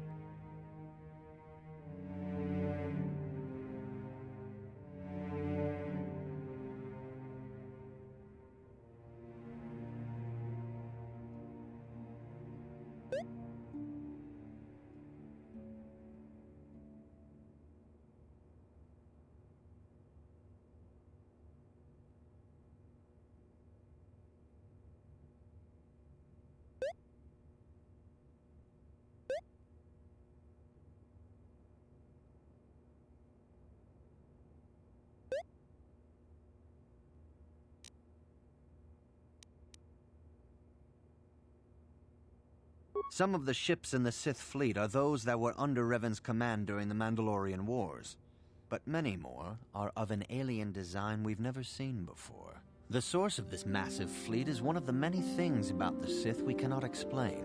It seems impossible to have created it in such a short time, yet we cannot deny its existence. The source of the Sith soldiers is unfortunately much easier to understand. Initially, the bulk of the force were former Republic soldiers who had served under Revan. With each conquest, thousands more flocked to join the invaders, swelling their numbers. Even many of our own order have betrayed us, lured by Sith promises of riches and power. For 2 years, the Sith were all but invincible. Fortunately, Bastila and her battle meditation allowed the Republic to win a few key victories and kept the Sith from total triumph. In desperation, we set a trap for the Dark Lord. Bastila was with the strike team that tried to capture Revan, as you probably know. She was there at Revan's end.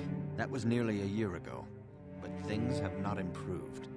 Malak has stepped in and assumed the mantle of Dark Lord for himself, though he's far from Revan's equal in strategy or tactics. Still, his fleet continues to grow in both ships and soldiers. If we do not find some way to stop the Sith soon, Malak will overwhelm us with sheer numbers.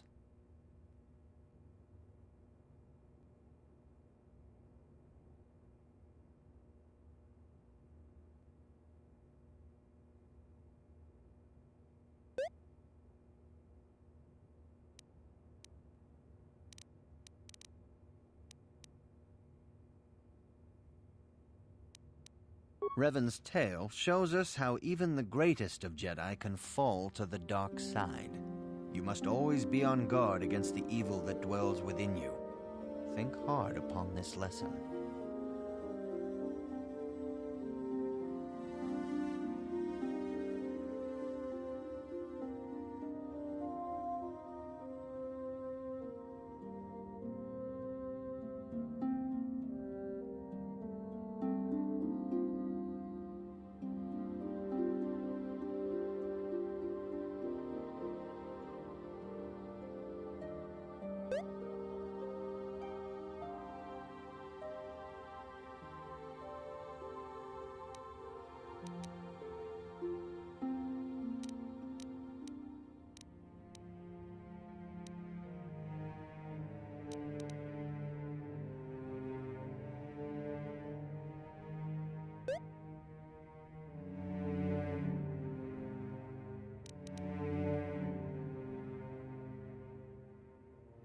May the Force be with you.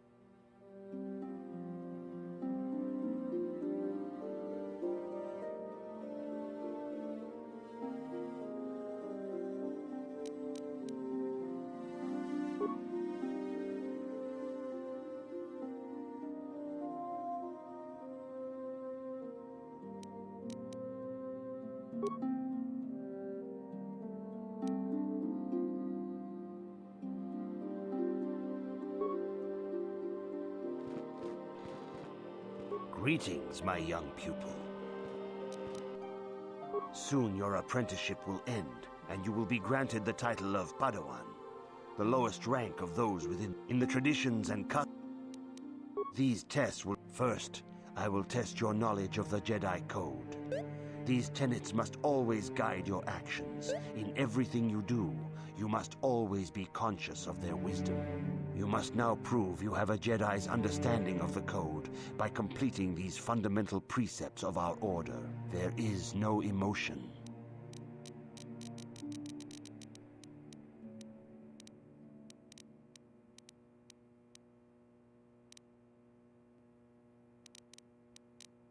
There is no ignorance.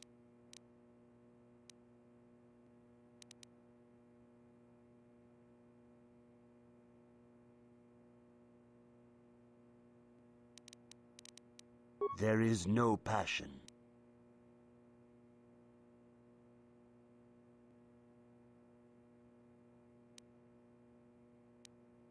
There is no chaos.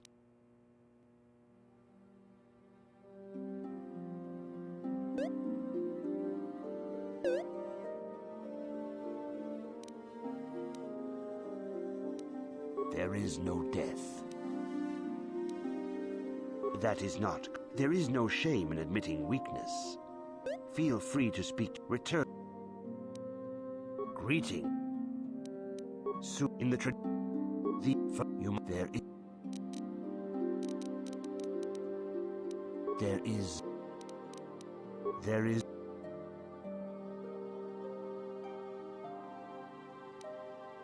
There is. There. You have learned your studies well, apprentice. It will not be long before you are a full member of our order. But first, you must pass the second test and learn about the most prized possession of a Jedi, the very symbol of our order, the lightsaber. The lightsaber is the traditional weapon of our order. It is a symbol of a Jedi's skill, dedication, and authority. And each lightsaber is as individual as the Jedi who wields it. The blade is made of pure energy, focused by polished crystals in the hilt. As the second test, each Jedi must construct her lightsaber with her own hands. And now it is your time. Speak with Master Dorak, and he will guide you through the choosing of a crystal.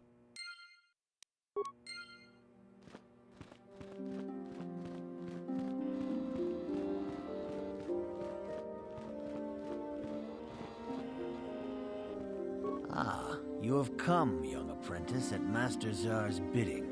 He sees great promise in you, as do I. The time has come for you to choose the color of your lightsaber. This color also reflects your demeanor and position within the Order. Blue is the color of the Jedi Guardian. This Jedi battles against the forces of evil and the dark side. They focus more on combat training and use of the lightsaber. Yellow is the color of the Jedi Sentinel. This Jedi ferrets out deceit and injustice, bringing it to light. They focus less on combat and more on other skills and abilities. Green is the color of the Jedi Consular. This Jedi seeks to bring balance to the universe. They mediate between other groups, using their powers to end conflict and preserve peace.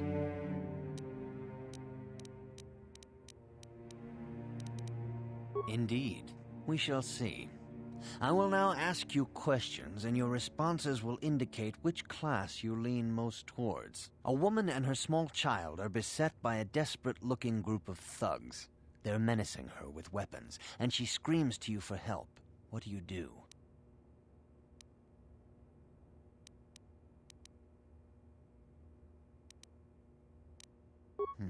Indeed. Very well. On to the next question. You are in combat with a dark Jedi allied with the Sith. There is a pause in the combat. What do you do?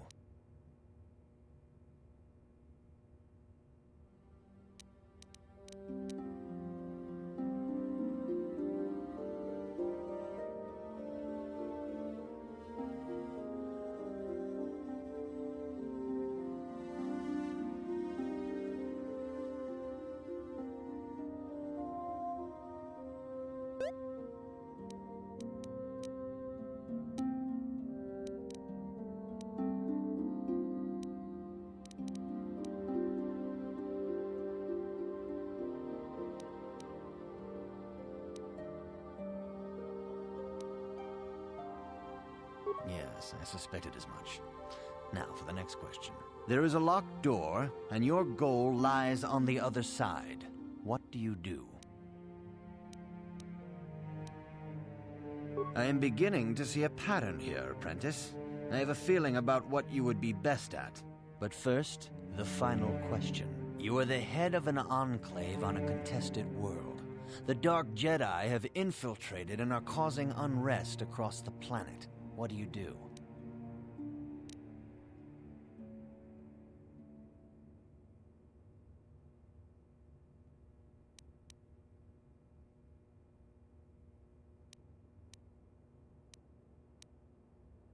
Yes, I thought as much. As I suspected, you would be most suitable as a Jedi Consular. Which color and path do you believe yourself most suited to, apprentice?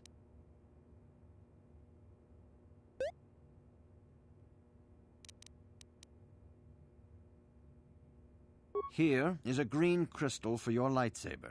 Go speak to Master Jar again, and he will instruct you on how to construct it.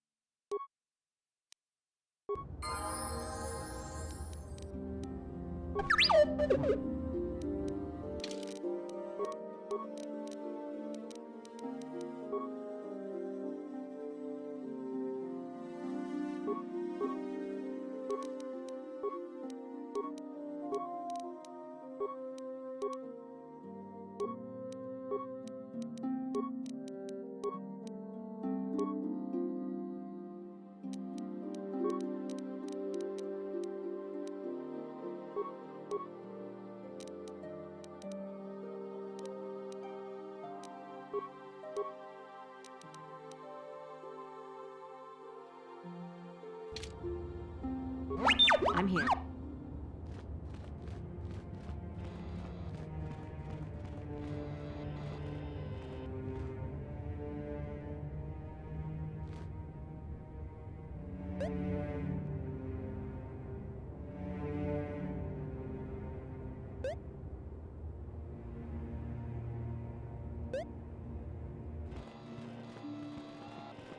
Ah, good. Now that you have selected your crystal, we shall begin the construction of your lightsaber.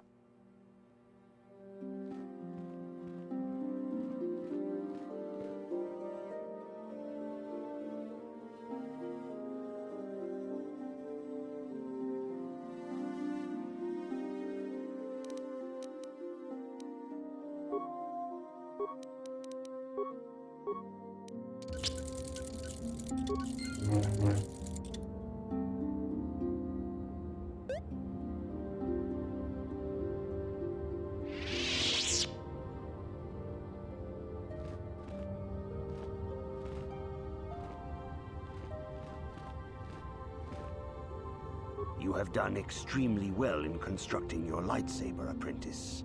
Your crystal seems to have been set perfectly.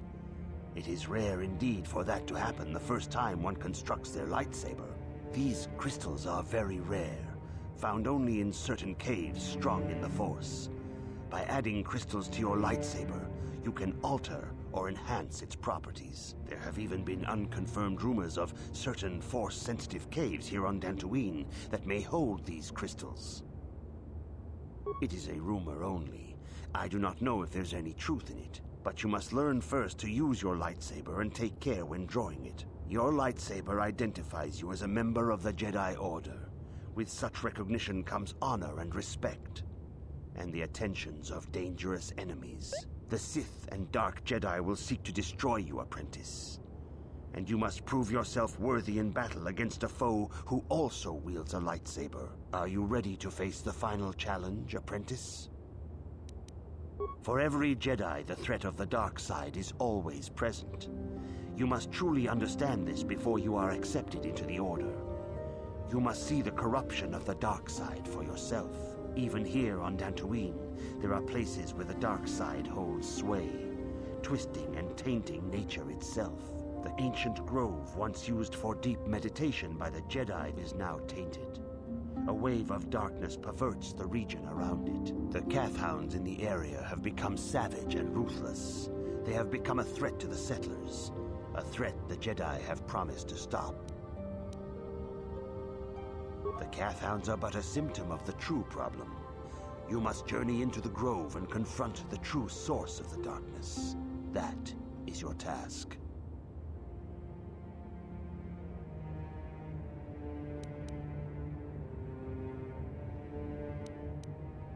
I can say no more. Some things you must see for yourself. None of the other Jedi at the Academy are permitted to help you in this task. But remember this, my young apprentice. A Jedi acts with patience and care, and those on the dark path are not always lost forever. The dark side still taints the ancient grove. Your lessons cannot continue until the spreading corruption of the dark side has been stopped. This is your task, apprentice. May the Force be with you.